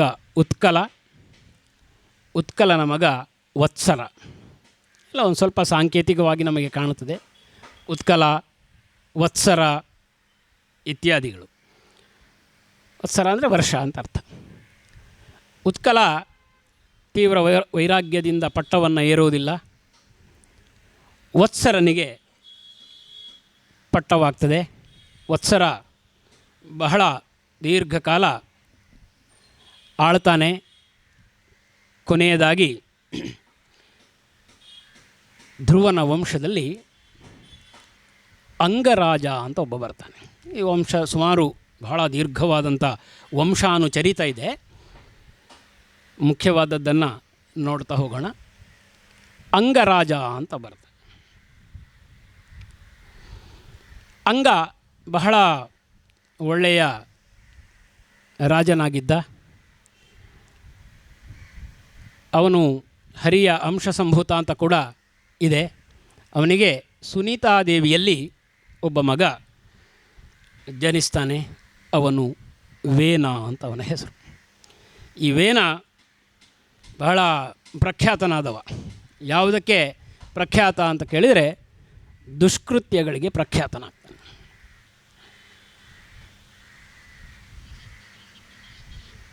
ಈ ಅಂಗ ಮಹಾರಾಜ ಇವನು ಒಂದು ಸಲ ಯಾಗವನ್ನು ಮಾಡ್ತಾನಂತೆ. ಅವನು ಯಾಗ ಮಾಡುವಾಗ ಅವನ ಯಾಗದಲ್ಲಿ ಹವಿಸ್ಸನ್ನು ಸ್ವೀಕರಿಸಲಿಕ್ಕೆ ಯಾವ ದೇವತೆಗಳು ಕೂಡ ಅಲ್ಲಿಗೆ ಬರುವುದಿಲ್ಲ ಅಂತೆ. ಹಾಗಾಗಿ ಯಾಕೆಂದರೆ ಆ ಸಮಯದಲ್ಲಿ ಅವನಿಗೆ ವೇನ ಜನಿಸಿರುವುದಿಲ್ಲ. ಪುತ್ರ ಪ್ರಾಪ್ತಿಗಾಗಿ ಅವನು ಹೋಮ ಮಾಡಿ ಪಡೆದಂತಹ ಒಬ್ಬ ಪುತ್ರ ವೇನ. ಆದರೆ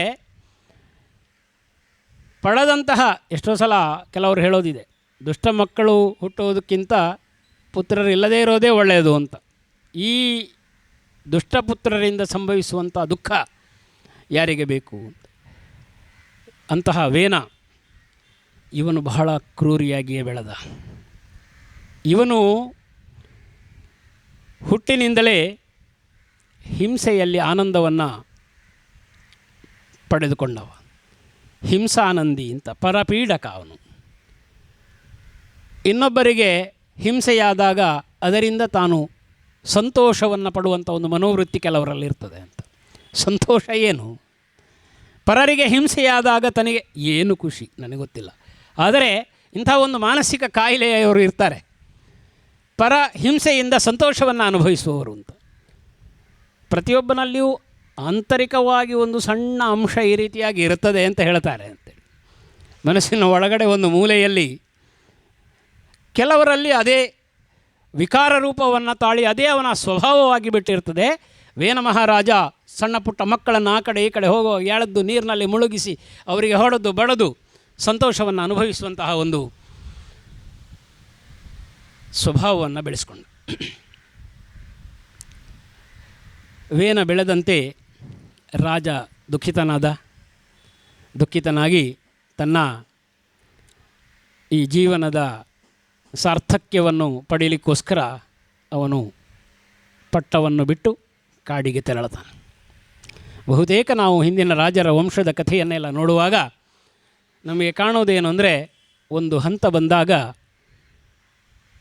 ಭಾರತದ ಪರಂಪರೆಗೆ ಅನುಸಾರವಾಗಿ ಹೆಚ್ಚಿನವರು ವಾನಪ್ರಸ್ಥಕ್ಕೆ ತೆರಳುತ್ತಾರೆ ಮತ್ತು ಸನ್ಯಾಸವನ್ನು ಸ್ವೀಕರಿಸ್ತಾರೆ. ಹಾಗೆಯೇ ಅಂಗಮಹಾರಾಜ ಕಾಡಿಗೆ ತೆರಳುತ್ತಾನೆ. ರಾಜ ಇಲ್ಲದೆ ಇರುವಾಗ ಪ್ರಜೆಗಳು ಸಹಜವಾಗಿ ಪಟ್ಟಕ್ಕೆ ವೇನನನ್ನು ತರ್ತಾರೆ. ವೇನ ರಾಜನಾದ. ಒಬ್ಬ ದುಷ್ಟ ರಾಜನಾದರೆ ಏನಾಗುವುದು? ರಾಜ ಕಾಲಸ್ಯ ಕಾರಣಂ ಅಂತ. ರಾಜನೇ ಕಾಲಕ್ಕೆ ಕಾರಣ ಅಂತ ನಮಗೆ ಕಾಣುತ್ತದೆ. ನಾವು ಆಯ್ಕೆ ಮಾಡಿದವರೇ ಇರಲಿ ಅಥವಾ ಸಹಜವಾಗಿ ಪಟ್ಟಕ್ಕೆ ಬಂದವರೇ ಇರಲಿ, ರಾಜ ಏನು ಸ್ವಭಾವವನ್ನು ಹೊಂದಿರ್ತಾನೆ ಅದು ಕಾಲವನ್ನು ಪ್ರೇರಣೆ ಮಾಡ್ತದೆ. ಆ ಕಾಲ ಆ ರೀತಿಯಾಗಿ ನಡೀತದೆ. ರಾಜ ಕಾಲಸ್ಯ ಕಾರಣಂ ಅಂತ. ವೇನ ಮಹಾರಾಜ ದುಷ್ಟ, ಆ ಕಾಲ ಪ್ರಭಾವಿತವಾಯಿತು. ಯಜ್ಞ ಯಾಗಾದಿಗಳಿಗೆ ನಿಷೇಧವನ್ನು ಹೇರ್ತಾರಂತೆ. ಆಸುರಿ ಗುಣಗಳು ಹೀಗೆ ಇರ್ತದೆ. ಯಜ್ಞಯಾಗಾದಿಗಳಿಗೆ ಮೊದಲನೆಯದಾಗಿ ನಿಷೇಧ. ಋಷಿಗಳಿಗೆ ಅಪಮಾನವನ್ನು ಮಾಡ್ತಾನೆ. ಚೆನ್ನಾಗಿದೆ.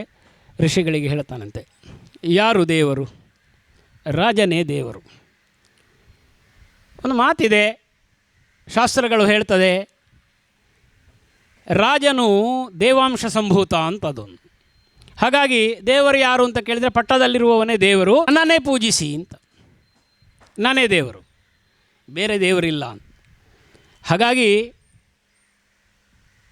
ಈ ಧೋರಣೆಯನ್ನು ಋಷಿ ಮುನಿಗಳು ಸಹಿಸೋದಿಲ್ಲ. ಯಾವ ಕಾಲದಲ್ಲಿ ಅಧಾರ್ಮಿಕತೆ ಉಂಟಾಗ್ತದೆ, ಅಧಿಕಾರಶಾಹಿಗಳು ಯಾವ ಕಾಲದಲ್ಲಿ ಆಧ್ಯಾತ್ಮಿಕವಾದ ಧಾರ್ಮಿಕವಾದಂತಹ ವಿಚಾರಗಳಿಗೆ ನಿಷೇಧವನ್ನು ಹೇರ್ತಾರೆ, ಆಗ ತಪಸ್ವಿಗಳಾದಂತಹ ಋಷಿ ಮುನಿಗಳೇ ತಾವು ಎದ್ದು ನಿಲ್ತಾರೆ. ಎದ್ದು ನಿಂತು ಭಾಗವತ ಹೇಳ್ತದೆ, ಋಷಿಮುನಿಗಳ ಹುಂಕಾರದಿಂದಲೇ ವೇನ ಸತ್ತೋದ ಅಂತ. ಬೇರೆ ಯಾವುದು ಕಾರಣ ಆಗಲಿಲ್ಲ, ಋಷಿಮುನಿಗಳ ಹುಂಕಾರದಿಂದಲೇ. ಅದೊಂದು ಸಾಂಕೇತಿಕವಾದ ಭಾಷೆ, ಅದು ಸಾಂಕೇತಿಕವಾದ ಭಾಷೆ.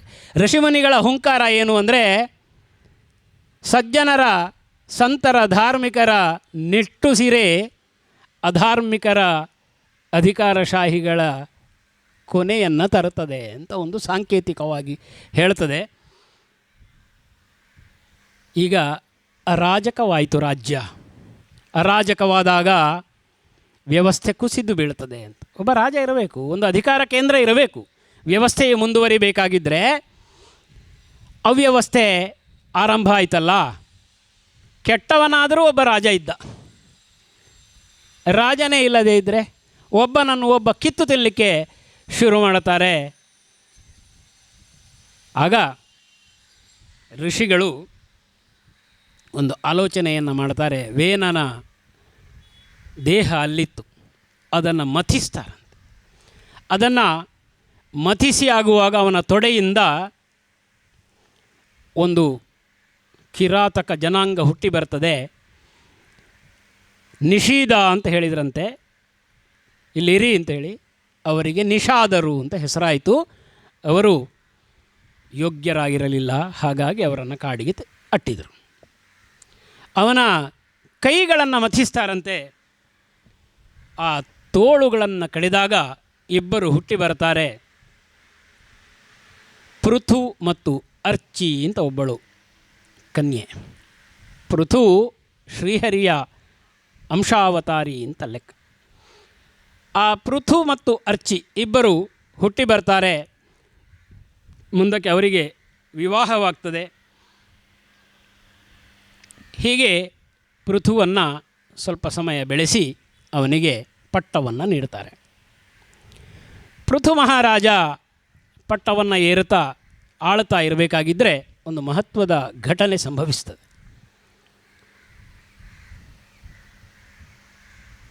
ಆ ಘಟನೆ ಸಂಭವಿಸುವವರೆಗೆ ಎಲ್ಲವೂ ಚೆನ್ನಾಗಿರ್ತದೆ. ನಮಗೂ ಅಷ್ಟೇ. ವ್ಯವಸ್ಥೆಗಳು ಚೆನ್ನಾಗಿ ಹೋಗ್ತಾ ಇರುವಾಗ ನಮಗೆ ಎಲ್ಲವೂ ಯಾವುದರಿಂದ ನಡೀತಾ ಇದೆ ಅನ್ನೋ ಅರಿವಾಗಿರುವುದಿಲ್ಲ. ಎಲ್ಲಿ ವ್ಯವಸ್ಥೆ ತೊಂದರೆಯಾಯಿತು ಆಗ ಯಾವ ಕಾರಣದಿಂದ ಈ ಜಗತ್ತು ಚಲಿತವಾಗ್ತದೆ ಅನ್ನುವಂಥ ಅರಿವು ನಮಗೆ ಉಂಟಾಗ್ತದೆ. ಅನ್ನವಿಲ್ಲದೆ ಹಾಹಾಕಾರ ಉಂಟಾಗ್ತದೆ. ಕ್ಷಾಮ ಬಂದೋದಾಗ್ತದೆ, ಬರ ಬಂದೋದಾಗ್ತದೆ. ಎಲ್ಲ ಬಂದು ರಾಜನಿಗೆ ದೂರು ಕೊಡ್ತಾರೆ. ಯಾಕೆ ಆಹಾರ ಇಲ್ಲ, ಬೆಳೆ ಭೂಮಿಯಲ್ಲಿ ಬರುವುದಿಲ್ಲ, ಬಿತ್ತಿದ ಧಾನ್ಯಗಳನ್ನೆಲ್ಲ ಭೂಮಿಯೇ ತಿಂದು ಹಾಕ್ತಾ ಇದೆ. ಹಾಗಾಗಿ ಆಹಾರವಿಲ್ಲದೆ ಜನ ಎಲ್ಲ ತತ್ತರಿಸಿ ಹೋಗಿದೆ.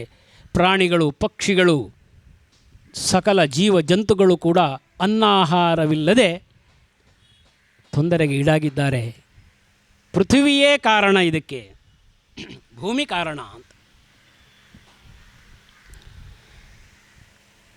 ಆಗ ಪೃಥು ಮಹಾರಾಜ ಭೂಮಿಯನ್ನು ಶಿಕ್ಷಿಸಲಿಕ್ಕೆ ಉದ್ಯುಕ್ತನಾಗ್ತಾನೆ, ಭೂಮಿಯನ್ನು ಬೆದರಿಸ್ತಾನೆ. ಭೂಮಿಯು ಗೋರೂಪದಲ್ಲಿ ಹೋಗ್ತಾಳಂತೆ. ಹಾಗಾಗಿ ಗೋವು ಅನ್ನುವುದು ನಮಗೆ 33 ಕೋಟಿ ದೇವತೆಗಳ ವಾಸಸ್ಥಾನ. ನಾವು ನಿನ್ನೆ ನೋಡಿದ್ದೆವು, ಧರ್ಮವು ವೃಷಭ ರೂಪದಲ್ಲಿಯೂ ಭೂಮಿಯು ಧೇನುವಿನ ರೂಪದಲ್ಲಿಯೂ ಇತ್ತು. ಕಲಿ ಬಂದು ತೊಂದರೆಯನ್ನು ಕೊಡ್ತಾ ಇದ್ದ ಅಂತ. ಹಾಗಾಗಿ ಇಲ್ಲಿ ಗೋರೂಪದಲ್ಲಿ ಭೂಮಿ ಓಡ್ತಾಳೆ. ಆಗ ಅವಳನ್ನು ತಡೆದು ಪೃಥು ಅವಳಿಗೆ ಕೇಳ್ತಾನೆ, ಏನು ಕಾರಣ? ಯಾಕೆ ನೀನು ಧಾನ್ಯಗಳನ್ನೆಲ್ಲ ತಿಂದು ಹಾಕ್ತಾ ಇದ್ದೀಯಲ್ಲ, ಯಾವ ಕಾರಣ? ಆಗ ಭೂಮಿದೇವಿ ಸಾರ್ವಕಾಲಿಕವಾದಂಥ ಒಂದು ವಿಷಯವನ್ನು ಹೇಳ್ತಾಳೆ. ದುರಾಚಾರಿಗಳು ಆಹಾರವನ್ನು ದುಂದು ಮಾಡ್ತಾರೆ, ಸಂಗ್ರಹ ಮಾಡ್ತಾರೆ, ವ್ಯರ್ಥ ಮಾಡ್ತಾರೆ. ಹಾಗಾಗಿ ಈ ದುರಾಚಾರಿಗಳಿಗೆ ಶಿಕ್ಷಿಸಲಿಕ್ಕೋಸ್ಕರ ಆಹಾರವನ್ನು ಪೋಲು ಮಾಡದಂತೆ ನಾನೇ ಅದನ್ನು ಇಟ್ಟುಕೊಂಡಿದ್ದೇನೆ. ಸಾರ್ವಕಾಲಿಕವಾದಂತಹ ಒಂದು ಸಂದೇಶ. ಆಗ ಪೃಥು ಹೇಳ್ತಾನೆ, ಸಲ್ಲ, ಇದು ಮಾಡಬೇಡ. ಈಗ ಮತ್ತೆ ನಮಗೆ ಸಮೃದ್ಧಿಯ ಒಂದು ಬದುಕು ಬೇಕಾಗಿದೆ.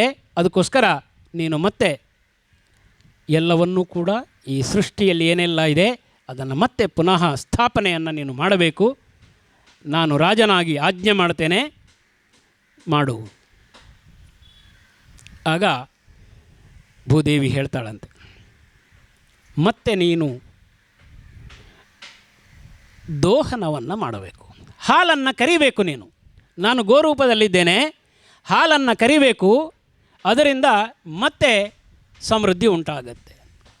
ಹಾಗಾಗಿ ಸ್ವಯಂಭುವ ಮನುವನ್ನೇ ಕರುವನ್ನಾಗಿ ಮಾಡಿ ಧಾನ್ಯಗಳನ್ನು ಪಡ್ಕೊಳ್ತಾರೆ.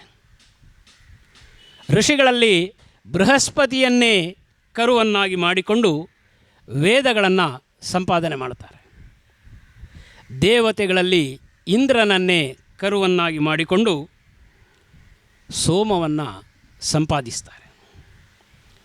ದೈತ್ಯರಲ್ಲಿ ಪ್ರಹ್ಲಾದನನ್ನೇ ಕರುವನ್ನಾಗಿ ಮಾಡಿಕೊಂಡು ಮತ್ತೆ ಅಸುರರು ಬರ್ತಾರೆ. ಆರ್ಯಮನನ್ನು ಕರುವನ್ನಾಗಿ ಮಾಡಿಕೊಂಡು ಕಾವ್ಯವೇ ಮುಂತಾದ ವಾಗ್ರೂಪ ವಾಂಗ್ಮಯವು ಮತ್ತೆ ಬರ್ತದೆ. ಸಿದ್ಧರಲ್ಲಿ ಕಪಿಲರನ್ನು ಕರುವನ್ನಾಗಿ ಮಾಡಿಕೊಂಡು ಅಷ್ಟಸಿದ್ಧಿಗಳು ಮತ್ತೆ ಈ ಭೂಮಿಯಲ್ಲಿ ಗೋಚರವಾಗ್ತದೆ. ಹಾಗಾಗಿ ಪೃಥ್ವಿಯನ್ನು ಪೃಥು ಮಹಾರಾಜನ ಪುತ್ರಿ ಅಂತ ಕರೆದು ಪೃಥ್ವಿ ಅನ್ನುವ ಹೆಸರು ಸಾರ್ಥಕವಾಗ್ತದೆ. ಅಲ್ಲಿಂದ ಪೃಥು ಮಹಾರಾಜ ಸಮೃದ್ಧವಾದ ಈ ಭೂಮಿಯನ್ನು ಆಳ್ತಾನೆ ಅಂತ ಹೇಳಿ ಇವನ ವಂಶವು ಮುಂದುವರಿತದೆ. ಈ ವಂಶದಲ್ಲಿ ಮತ್ತೆ ಬರುವವನು ಪ್ರಾಚೀನ ಬರ್ಹಿ ಅಂತ. ಇವನಿಗೆ ಶತಧೃತಿ ಅನ್ನುವವಳು ಇವನ ಪತ್ನಿ. ಈ ಪ್ರಾಚೀನ ಬರ್ಹಿ ಮಹಾರಾಜನಿಗೆ ಕರ್ಮಕಾಂಡದಲ್ಲಿ ಆಸಕ್ತಿ ಇರಲಿಲ್ಲ. ಇದು ನಮ್ಮ ಹಿಂದಿನ ಎಲ್ಲ ನಮ್ಮ ಆಚಾರ ವಿಚಾರಗಳೆಲ್ಲವೂ ಕೂಡ ಮತ್ತೆ ಮತ್ತೆ ಪ್ರಶ್ನಿಸಿ ಮತ್ತೆ ಮತ್ತೆ ನಿಕಷಕ್ಕೊಡ್ಡಿ ಅದು ಪುಟಗೊಂಡು ಅದರಲ್ಲಿದ್ದ ಕೊಳೆಯನ್ನೆಲ್ಲ ಕಳೆದುಕೊಂಡು ಮತ್ತೆ ಅದು ಪ್ರಜ್ವಲಿಸಿ ಬಂದಂತಹ ಒಂದು ಪರಂಪರೆಯನ್ನು ನಾವು ಕಾಣುತ್ತೇವೆ. ಕರ್ಮಕಾಂಡದಲ್ಲಿ ಅವನಿಗೆ ಆಸಕ್ತಿ ಇರಲಿಲ್ಲ. ಅವನಿಗೆ ಆಧ್ಯಾತ್ಮದಲ್ಲಿ ಆಸಕ್ತಿ ಇರಲಿಲ್ಲ. ಅವನು ಕರ್ಮಕಾಂಡದಲ್ಲಿ ಅವನಿಗೆ ಆಸಕ್ತಿ ಇತ್ತು, ಆಧ್ಯಾತ್ಮದಲ್ಲಿ ಅವನಿಗೆ ಆಸಕ್ತಿ ಇರಲಿಲ್ಲ. ಅವನು ಕರ್ಮಕಾಂಡದಲ್ಲಿ ಹೆಚ್ಚು ನಿರತರಾಗಿದ್ದ, ಪಶು ಬಲಿಯನ್ನು ಮಾಡ್ತಾ ಇದ್ದ ಅಂತ ಪ್ರಾಚೀನ ಬರ್ಹಿ ಮಹಾರಾಜ. ಒಂದು ಬಾರಿ ನಾರದರಲ್ಲಿ ಅವನು ಪರಮ ಕಲ್ಯಾಣ ಮಾರ್ಗವನ್ನು ಪ್ರಶ್ನಿಸ್ತಾನಂತೆ. ನಾರದರು ಹೇಳ್ತಾರೆ, ಯಜ್ಞದಲ್ಲಿ ಪಶು ಬಲಿ ಇತ್ತು. ಹೇಳ್ತಾರೆ, ಮಹಾರಾಜ ನೀನು ಯಜ್ಞದಲ್ಲಿ ಬಲಿ ಕೊಟ್ಟಂಥ ಪಶುಗಳು ಮೇಲಕ್ಕೆ ನಿನ್ನನ್ನು ಕಾಯ್ತಾ ಇದ್ದಾವೆ, ನಿನ್ನನ್ನು ಬಲಿ ಕೊಡುವುದಕ್ಕೋಸ್ಕರ. ಯಾವ ಪ್ರಾಣಿಗಳನ್ನು ನೀನು ಬಲಿ ಕೊಟ್ಟಿದೀಯಾ ಆ ಎಲ್ಲ ಪ್ರಾಣಿಗಳು ಕಾಯ್ತಾ ಇದ್ದಾವೆ ನಿನ್ನ ಬಲಿ ತಗೊಳ್ಳಿಕ್ಕೋಸ್ಕರ. ಹಾಗಾಗಿ ಅಧ್ಯಾತ್ಮ ಮಾರ್ಗವನ್ನು ಅನುಸರಿಸು ಅಂತ ಅವನಿಗೆ ಒಂದು ಕಥೆಯನ್ನು ಹೇಳ್ತಾರೆ. ಇದು ಬಹಳ ಪ್ರಖ್ಯಾತವಾದದ್ದು, ಪುರಂಜನೋಪಾಖ್ಯಾನ ಅಂತ ಪ್ರಸಿದ್ಧವಾಗಿದೆ. ಒಂದು ಸಾಂಕೇತಿಕವಾದಂತಹ ಒಂದು ಕಥೆ, ನಮ್ಮ ಕಥೆಯೂ ಹೌದು. ನಾವು ಆಲೋಚನೆಯನ್ನು ಮಾಡಿಕೊಳ್ಳೋದು.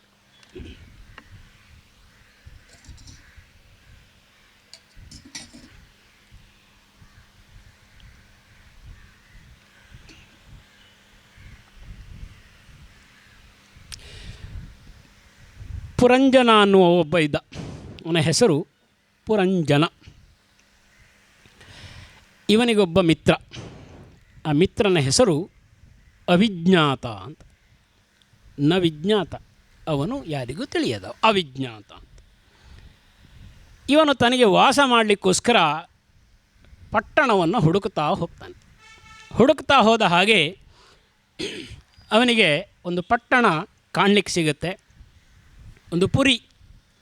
ಪುರಂಜನನಿಗೆ ಒಂದು ಪುರಿ ಕಾಣಲಿಕ್ಕೆ ಸಿಗ್ತದೆ, ಒಂದು ಪುರ ಕಾಣಲಿಕ್ಕೆ ಸಿಗ್ತದೆ. ಆ ಪುರಕ್ಕೆ 9 ಬಾಗಿಲುಗಳು.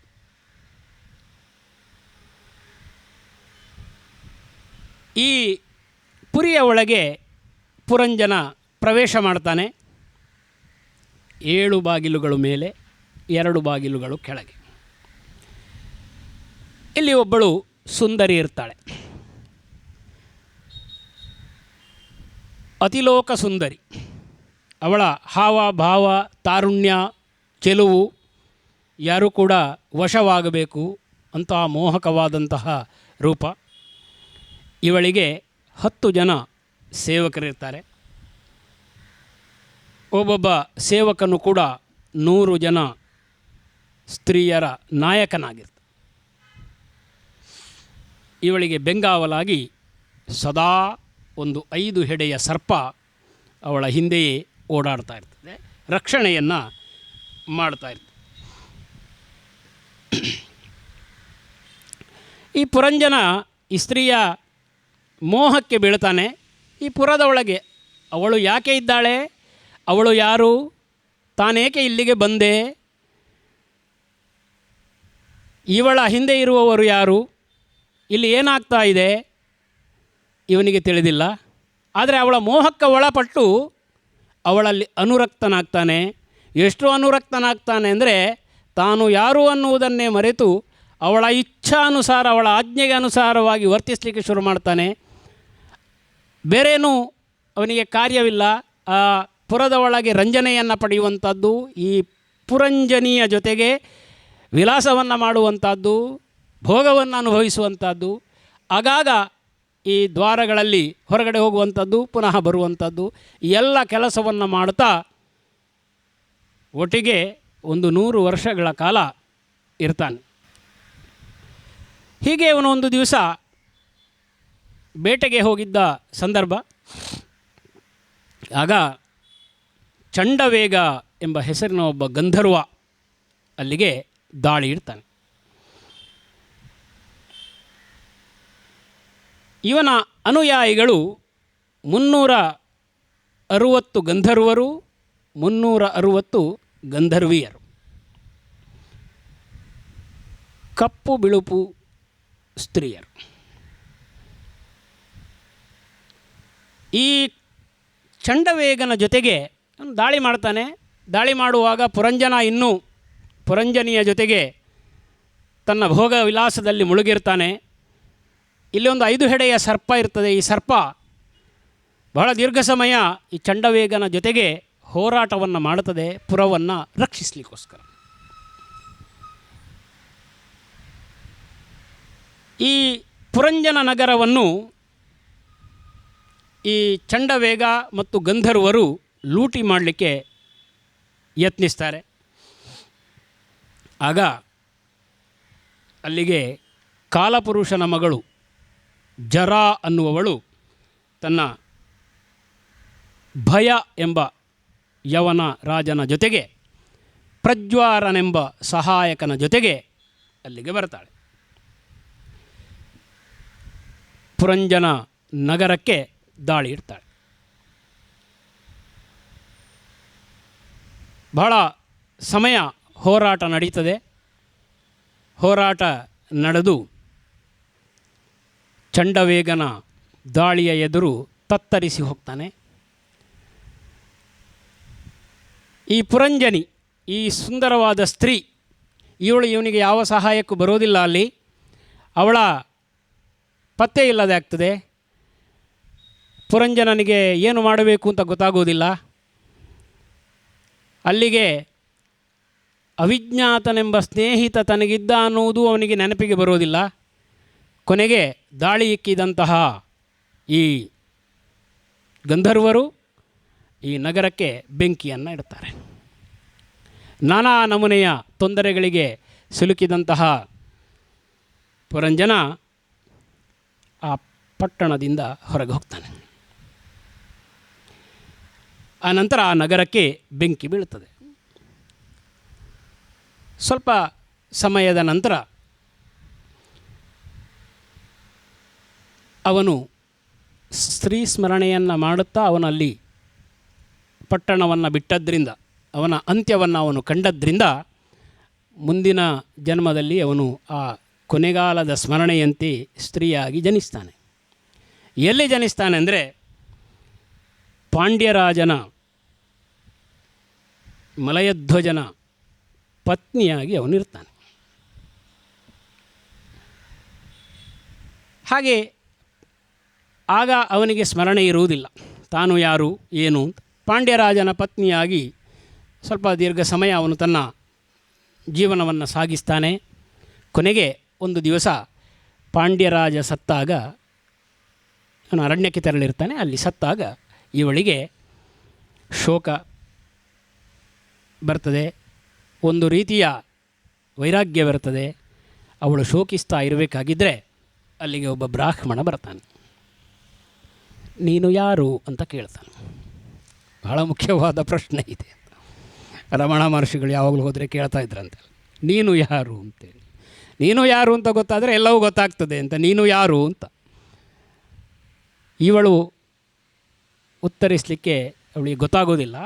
ಆಗ ಆ ಬ್ರಾಹ್ಮಣ ಎಚ್ಚರಿಸ್ತಾನೆ, ನೋಡು, ನೀನು ಪುರಂಜನ ಅಂತ ಒಬ್ಬ ವ್ಯಕ್ತಿಯಾಗಿದ್ದೀಯಾ, ನಿನಗೊಬ್ಬ ಗೆಳೆಯನಿದ್ದ ಅವಿಜ್ಞಾತ ಅಂತ, ಅವನ ನೆನಪು ನಿನಗೆ ಬರಲಿಲ್ಲ ಅಲ್ವಾ, ಆ ಅವಿಜ್ಞಾತನೇ ನಾನು ಅಂತ ಹೇಳಿ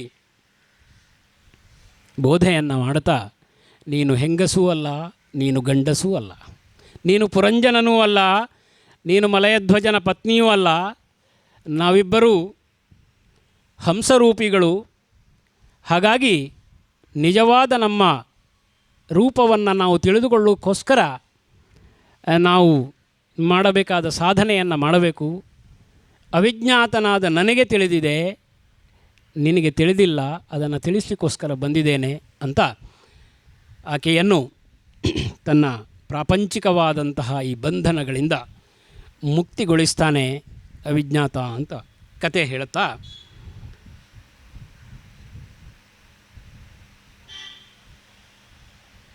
ಪುರಂಜನನ ಈ ಆಖ್ಯಾನ ಮುಕ್ತಾಯವಾಗ್ತದೆ. ಆಗ ಪುರಂಜನಾಖ್ಯಾನದ ತತ್ವ ಏನು ಅಂತ ಶ್ರೀಮದ್ಭಾಗವತ ಹೇಳ್ತದೆ. ಪುರಂಜನನೆಂದರೆ ಪುರುಷ ಅಂತ. ಪುರಂಜನಿ ಅಂದರೆ ಅವಿದ್ಯೆ ಅನ್ನುವಂತಹ ಬುದ್ಧಿ. ಈ ಬುದ್ಧಿಯ ಕೈ ಕೆಳಗೆ ಸಿಕ್ಕಿದಂತಹ ಪುರಂಜನ ತಾನು ಯಾರು ಅನ್ನುವುದನ್ನೇ, ಆತ್ಮತತ್ವವನ್ನು ಮರೆತು ಬಿಡ್ತಾನೆ. ಮಮ ಅನ್ನುವಂಥದ್ದು ಅವನಿಗೆ ಸೇರ್ತದೆ.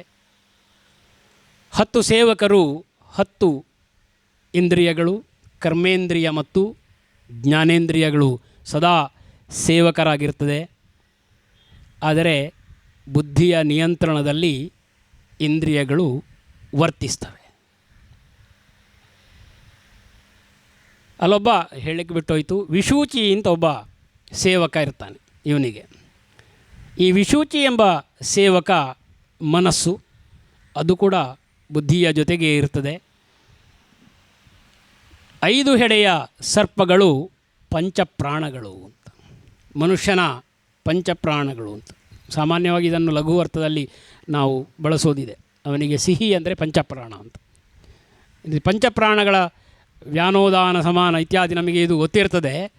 ಆದರೆ ಆ ಪ್ರಾಣಗಳು ನಮ್ಮ ದೇಹದಲ್ಲಿದ್ದಾವೆ, ನಮ್ಮನ್ನು ರಕ್ಷಣೆಯನ್ನು ಮಾಡ್ತವೆ ಅನ್ನುವ ಅರಿವು ನಮಗೆ ಇರೋದಿಲ್ಲ ಅಂತ ನಾವು ನಮ್ಮ ಅಹ್ನಿಕಗಳನ್ನು ಮಾಡುವಾಗ ನಾವು ನೆನಪಿಸಿಕೊಳ್ಳುತ್ತೇವೆ, ಪಂಚಪ್ರಾಣಗಳನ್ನು ನೆನಪಿಸಿಕೊಳ್ಳುತ್ತೇವೆ, ಶಬ್ದ ಅದನ್ನು ಹೇಳ್ತೇವೆ ನಾವು. ಅದೇ ಆ ಪಂಚಪ್ರಾಣಗಳು ಸ್ವಲ್ಪ ವ್ಯತ್ಯಾಸವಾದರೂ ಕೂಡ ನಮ್ಮ ಶರೀರ ತೊಂದರೆಗೆ ಈಡಾಗ್ತದೆ. ಪ್ರಾಣದ ಹೆಚ್ಚು ಕಡಿಮೆಯಿಂದ ನಮ್ಮ ದೇಹಕ್ಕೆ ಅನಾರೋಗ್ಯ ಆಗ್ತದೆ ಅಂತ ಶಾಸ್ತ್ರಗಳು, ವೈದ್ಯಶಾಸ್ತ್ರಗಳು ಹೇಳ್ತವೆ. ಆ ಪಂಚಪ್ರಾಣಗಳು ಸರ್ಪದಂತೆ ಕಾಯ್ತಾ ಇರ್ತವೆ. ಆದರೆ ಕಾಲದ ಜೊತೆಗೆ ಈ ಪಂಚಪ್ರಾಣಗಳು ಹೋರಾಟವನ್ನು ಮಾಡ್ತಾ ಇರ್ತವೆ ನಮ್ಮ ಶರೀರದ ಒಳಗಡೆ. ನಮಗೆ ಅರಿವೇ ಇರುವುದಿಲ್ಲ, ಅದು ಪುರಂಜನನಿಗೆ ಅರಿವೇ ಇಲ್ಲ ಇದು. ಆದರೆ ಆ ನಗರವನ್ನು ಅದು ಕಾಪಾಡ್ತಾ ಇರ್ತದೆ. ಯಾವಾಗ ಚಂಡವೇಗನೆಂಬ ಸಂವತ್ಸರ ಕಾಲವು ಅದು ಹೊಡಿತಾ ದಾಳಿಯನ್ನು ಇಡ್ತಾ ಇರ್ತದೋ ಆಗ ಪುರಂಜನನ ಈ ಪುರ ಇದು ಕಾಲವೇಗಕ್ಕೆ ಸಿಕ್ಕಿ ಪುಡಿಯಾಗುತ್ತಾ ಇರುವಾಗ 360 ಹಗಲು ರಾತ್ರಿಗಳ ಈ ಗಂಧರ್ವಿಯರ ಈ ದಾಳಿಯಿಂದ ವಯಸ್ಸು ಕಳೆದು ಹೋಗ್ತಾ ಇರಬೇಕಾಗಿದ್ದರೆ 100 ವರ್ಷ ಇದ್ದರೆ ಅದು ಪುರಂಜನನ ಭಾಗ್ಯ. ಅಂತಹ ಪುರಂಜನನ ಪುರ ಕಾಲಕನ್ಯೆ ಬರತಾಳೆ, ಮುಪ್ಪು ಜರ ಅಂತ ಅವಳಿಗೆ ಹೆಸರು. ಆ ಜರ ಕನ್ಯೆಯ ಜೊತೆಗೆ ಪ್ರಜ್ವಾರ ಅಂತ ಹೆಸರೇ ಗೊತ್ತಾಗ್ತದೆ ನಮಗೆ. ವಿವಿಧ ರೀತಿಯ ಜ್ವರ ಕಾಯಿಲೆಗಳನ್ನು ತರ್ತದೆ. ಅದಕ್ಕೆ ಈಡಾಗಿ ಒಂದು ದಿವಸ ಈ ಪುರ ನಾಶವಾಗ್ತದೆ ಅನ್ನುವುದು ಪುರಂಜನೋಪಾಖ್ಯಾನದ ಕಥೆಯಾಗಿರ್ತದೆ. ಎಷ್ಟೋ ಸಂದರ್ಭಗಳಲ್ಲಿ ಆಸಕ್ತಿ ಎನ್ನುವುದು ನಮ್ಮನ್ನು ಈ ಯಾವ ಸತ್ಯವೂ ನಮಗೆ ಗೊತ್ತಾಗದ ಹಾಗೆ ನಮ್ಮನ್ನು ಮುಚ್ಚಿಟ್ಟಿರ್ತದೆ. ಪುರಂಜನ ಬುದ್ಧಿಯ ಅಧೀನದಲ್ಲಿ ಮತ್ತೆ ಬುದ್ಧಿಯ ಜೊತೆಗೆ ರಮಿಸ್ತಾ ಮನಸ್ಸೆಂಬ ಸೇವಕನ ಜೊತೆಗೆ ಅವನು ಹೇಳಿದ ಹಾಗೆ ಕೇಳ್ತಾ ತನ್ನ ಕರ್ತವ್ಯಗಳನ್ನು ಮರೆತು ಕಾಲನೆಂಬ ಈ ಗಂಧರ್ವರ ಜೊತೆಗೆ ಹೋರಾಟ ಮಾಡುವ ಸಂದರ್ಭದಲ್ಲಿ ತನ್ನನ್ನು ರಕ್ಷಿಸ್ತಾ ಇರುವಂತಹ ಪ್ರಾಣಗಳನ್ನು, ಪಂಚಪ್ರಾಣಗಳನ್ನು ಸರಿಯಾಗಿ ತಿಳಿಯದೆ, ನೋಡಿಕೊಳ್ಳದೆ, ಅರಿಯದೆ ತನ್ನ ಅಂತ್ಯವನ್ನು ತಾನೇ ತಂದುಕೊಳ್ತಾನೆ ಅನ್ನುವಂಥ ಒಂದು ರೂಪಕ ಕಪಿಲ ಮಹರ್ಷಿಯ ಸಾಂಖ್ಯದಲ್ಲಿ ಆ ಕೊನೆಗೆ ಅದೊಂದಿದೆ. ಒಬ್ಬ ವ್ಯಕ್ತಿಯನ್ನು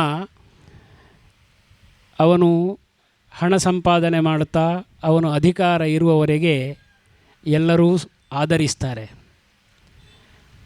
ಯಾವಾಗ ಅವನು ಸಂಪಾದನೆಯನ್ನು ತ್ಯಜಿಸ್ತಾನೆ, ಯಾವಾಗ ಅವನು ಅಧಿಕಾರದಿಂದ ಚ್ಯುತನಾಗ್ತಾನೆ, ಯಾವಾಗ ಅವನು ನಿರುಪಯೋಗಿ ಅಂತ ಕಾಣಲಿಕ್ಕೆ ಶುರುವಾಗ್ತದೆ, ಕುಟುಂಬದವರು, ಸ್ನೇಹಿತರು, ಪತ್ನಿ, ಪುತ್ರರು ಅವನನ್ನು ದೂರ ತಳ್ಳಲಿಕ್ಕೆ ಶುರು ಮಾಡ್ತಾರೆ.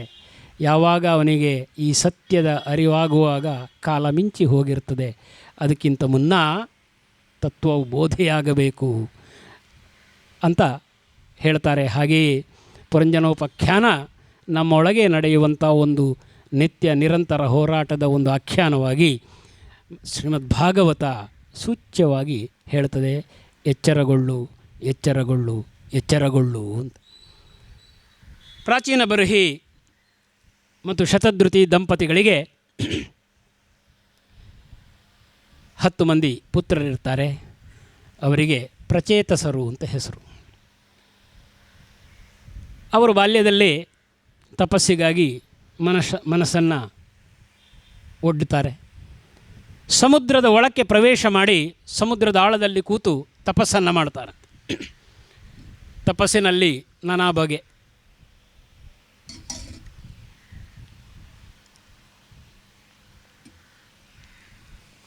ತಪನ ಅಂದರೆ ಬೇಯುವುದು ಅಂತ. ಸಾಮಾನ್ಯವಾಗಿ ತಪಸ್ಸು ಅಂದರೆ ಕಾಡಿಗೆ ಹೋಗಬೇಕು ಅಂತ ಲೆಕ್ಕ.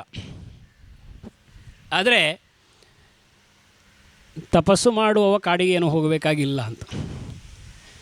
ಅವನಿಗೆ ಬೇಕಾದದ್ದು ತಪ ಮಾತ್ರ, ತಪದಿಂದ ತಾಪ. ಆದರೆ ಅದಕ್ಕೆ ಬೇಕಾದಂತಹ ಒಂದು ಪರಿವೇಶ ಅದು ಸೃಷ್ಟಿಯಾಗಬೇಕು. ತಪಸ್ಸನ್ನು ಮಾಡಬೇಕಾಗಿದ್ದರೆ ಅಂತಹ ಸಿದ್ಧರಿಗೆ, ಅಂಥ ಮುಕ್ತರಿಗೆ, ಅಂಥ ಯೋಗಿಗಳಿಗೆ ಯಾವ ಕ್ಷಣದಲ್ಲಿ ಎಲ್ಲಿ ಕೂತರೂ ತಪಸ್ಸೆ. ಆದರೆ ಸಾಮಾನ್ಯರಿಗೆ ಅಂಥ ಒಂದು ಸಂದರ್ಭ, ಅಂಥ ಒಂದು ಸನ್ನಿವೇಶ ಬೇಕಾಗ್ತದೆ. ಹಾಗೆ ಇಲ್ಲಿ ಪ್ರಚೇತಸರು 10 ಮಂದಿಯೂ ಕೂಡ ಸಮುದ್ರದ ಒಳಗೆ ಪ್ರವೇಶಿಸಿ ತಪಸ್ಸನ್ನು ಮಾಡ್ತಾರೆ. ಈ ಸಂದರ್ಭದಲ್ಲಿ ಅಲ್ಲಿ ಒಂದು ಘಟನೆ ನಡೀತದೆ. ಹೊರಗಡೆ ಇವರು ಸಮುದ್ರದ ಒಳಗಡೆ ಇದ್ದಾರೆ. ಹೊರಗಡೆಯಿಂದ ಕಂಡು ಮಹರ್ಷಿ ಅಂತ ಒಬ್ಬ ಇರ್ತಾನೆ.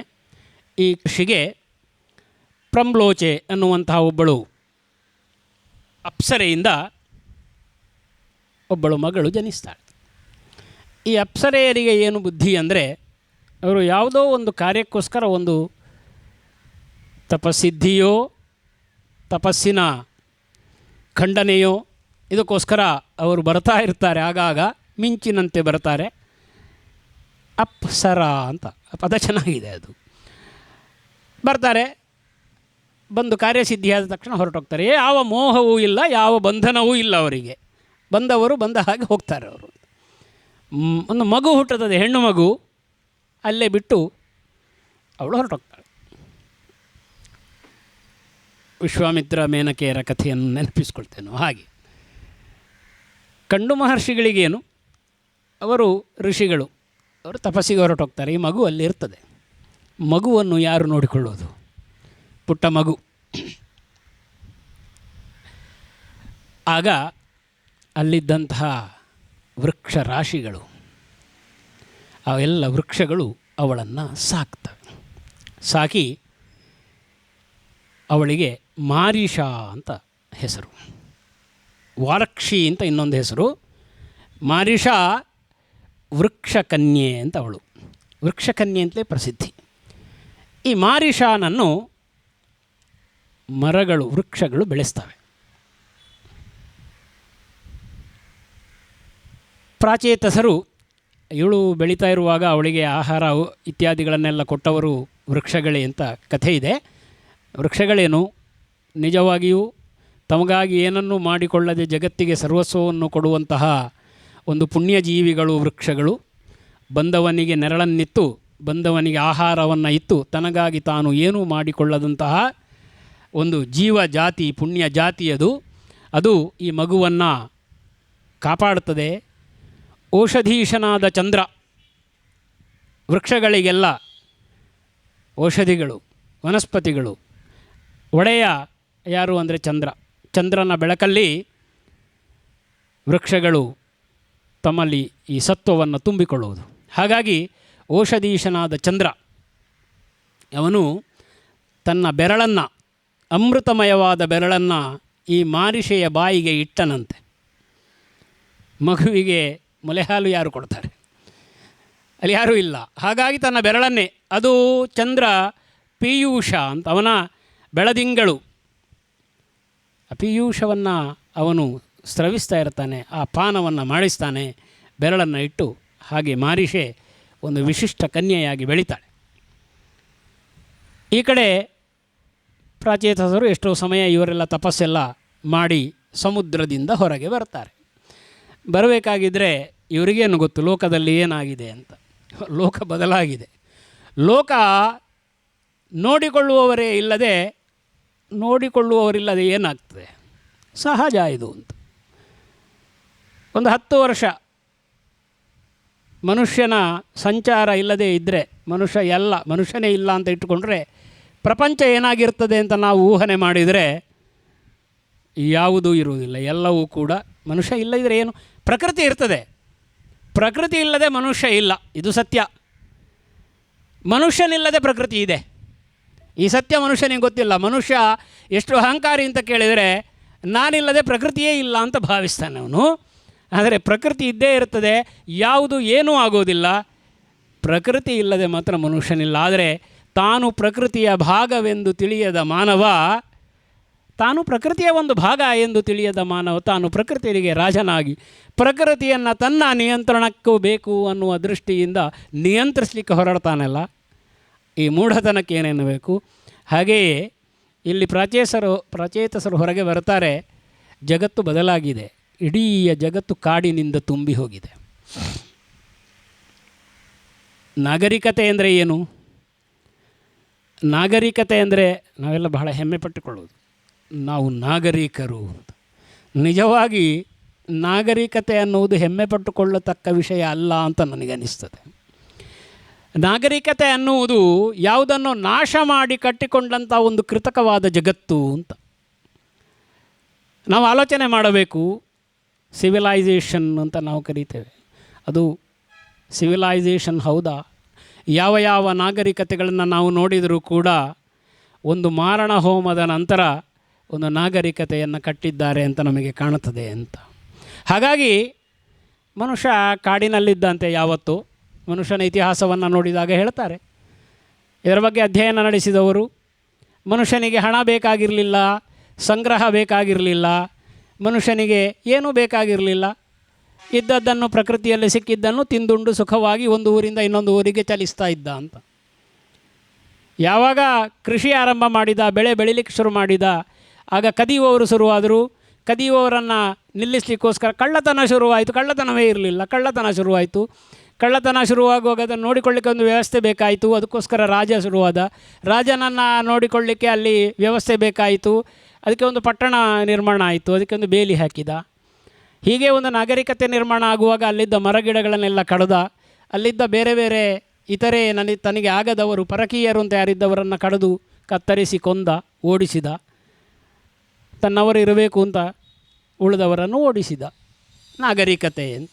ಹಾಗೆ ಇಲ್ಲಿ ನೋಡಬೇಕಾಗಿದ್ರೆ ಪ್ರಚೇತಸರು ಸಮುದ್ರದಾಳದಿಂದ ಹೊರಗೆ ಬಂದು ನೋಡ್ತಾರೆ, ಇಡೀ ಪ್ರಪಂಚ ಕಾಡುಗಳಿಂದ ತುಂಬಿದೆ, ಇವರಿಗೆ ಅದನ್ನು ಮತ್ತೆ ನಾಗರಿಕವನ್ನಾಗಿ ಮಾಡಬೇಕು, ಮತ್ತು ರಾಜ್ಯವನ್ನು ಮಾಡಬೇಕು. ಮರಗಳನ್ನೆಲ್ಲ ಕತ್ತರಿಸಿ ಸುಟ್ಟು ಹಾಕಿದ್ರಂತೆ, ಖಂಡಾಬಟ್ಟೆ ಸುಟ್ಟು ಹಾಕಿದರು. ಈ ಸ್ವಲ್ಪ ವಿಪರೀತಕ್ಕೆ ಹೋಯಿತು ಅಂತ ಅನಿಸಿತು ಎಲ್ರಿಗೂ ಕೂಡ. ಯಾವ ರೀತಿಯಲ್ಲಿ ಜನಮೇಜಯನ ಸರ್ಪಯಾಗವನ್ನು ತಡೀತಾರೋ ಹಾಗೆ ಇಲ್ಲಿ ಪ್ರಚೇತಸರಿಗೆ ಎಲ್ಲರೂ ಬಂದು ಕೇಳಿಕೊಳ್ತಾರೆ, ಸಾಕು ಮಾಡಿ, ಸಾಕು ಮಾಡಿ. ಆಗ ಅವರನ್ನು ನಿಲ್ಲಿಸಲಿಕ್ಕೋಸ್ಕರ ಅವರಿಗೆ ವೃಕ್ಷಕನ್ಯೆಯ ಜೊತೆಗೆ ವಿವಾಹವನ್ನು ಮಾಡಿಸ್ತಾರೆ. ಮಾರಿಷಾ ವಿವಾಹ ನಡೀತದೆ. ಈ ಪ್ರಚೇತಸರು ಮಾರಿಷೆಯನ್ನು ವಿವಾಹವಾಗಿ ಕೆಲವು ಕಾಲ ಅವರು ರಾಜ್ಯವನ್ನು ಆಳ್ತಾರೆ. ಅಲ್ಲಿಗೆ ಸ್ವಯಂಭುವ ಮನುವಿನ ವಂಶ ಮುಂದುವರಿತಾ ಇರ್ತದೆ. ಒಂದು ಕಡೆ ಉತ್ಥಾನಪಾದನ ವಂಶದ ಚರಿತ್ರೆಯನ್ನು ನಾವು ನೋಡಿದೆವು. ವಾಸ್ತವವಾಗಿ ಈ ವಂಶಾನುಚರಿತೆ, ವಂಶವರ್ಣನೆ, ಇದು ಸೃಷ್ಟಿಯ ವಿಸ್ತಾರದ ವರ್ಣನೆ. ಇದು ನಮಗೆ ತಾತ್ವಿಕವಾದ ವಿಷಯಗಳನ್ನು ಎಷ್ಟೋ ಸಲ ಹೇಳಿದಾಗ ಇದು ಬೇಡ ಅಂತದ್ದು ರುಚಿಸೋದಿಲ್ಲ, ಅದು ಬೋರ್ ಆಗ್ತದೆ. ಅದು ಎಷ್ಟೋ ಸಂದರ್ಭಗಳಲ್ಲಿ ಪುರಾಣಗಳು ತತ್ವಗಳನ್ನು ರಸಗಟ್ಟಿಗಳನ್ನಾಗಿ ಮಾಡಿ ಕಥೆಯ ಮುಖಾಂತರ ನಮಗೆ ಹೇಳ್ತಾ ಇರ್ತದೆ ಅಂತ. ಒಂದು ಕಾಲದಲ್ಲಿ ಸಂಭವಿಸಿರಬಹುದು, ಇತಿಹಾಸ ಆಗಿರಬಹುದು. ಇತಿಹಾಸದ ಜೊತೆಗೆ ಸೃಷ್ಟಿಯ ವಿಸ್ತಾರ ಇಲ್ಲಿ ಕಾಣ್ತಾ ಇದೆ. ಎರಡನೆಯದಾಗಿ ಪ್ರಿಯವ್ರತ ಅಂತ ಒಬ್ಬ ಇದ್ದ, ಅವನ ಒಂದು ವಂಶ ಇನ್ನೊಂದು ಕಡೆಯಲ್ಲಿ ಬೆಳೀತಾ ಇರ್ತದೆ. ಬರ್ಹಿಷ್ಮತಿ ಅಂತ ಅವನ ಪತ್ನಿ, ಅವನ ಮಗ ಅಗ್ನಿಧ್ರ ಅಂತ, ಅವನಿಗೆ ಪೂರ್ವಚಿತ್ತಿ ಅನ್ನುವಂಥ ಒಬ್ಬಳು ಪತ್ನಿ ಇರ್ತಾಳೆ. ಅಲ್ಲಿಂದ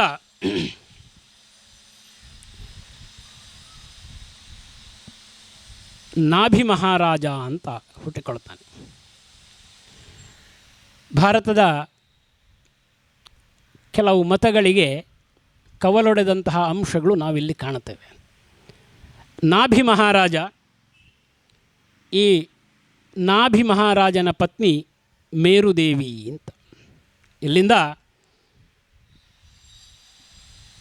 ಶ್ರವಣ ಧರ್ಮ ಉಗಮವಾಗ್ತದೆ ಅಂತ ನಮಗೆ ಕಾಣುತ್ತದೆ.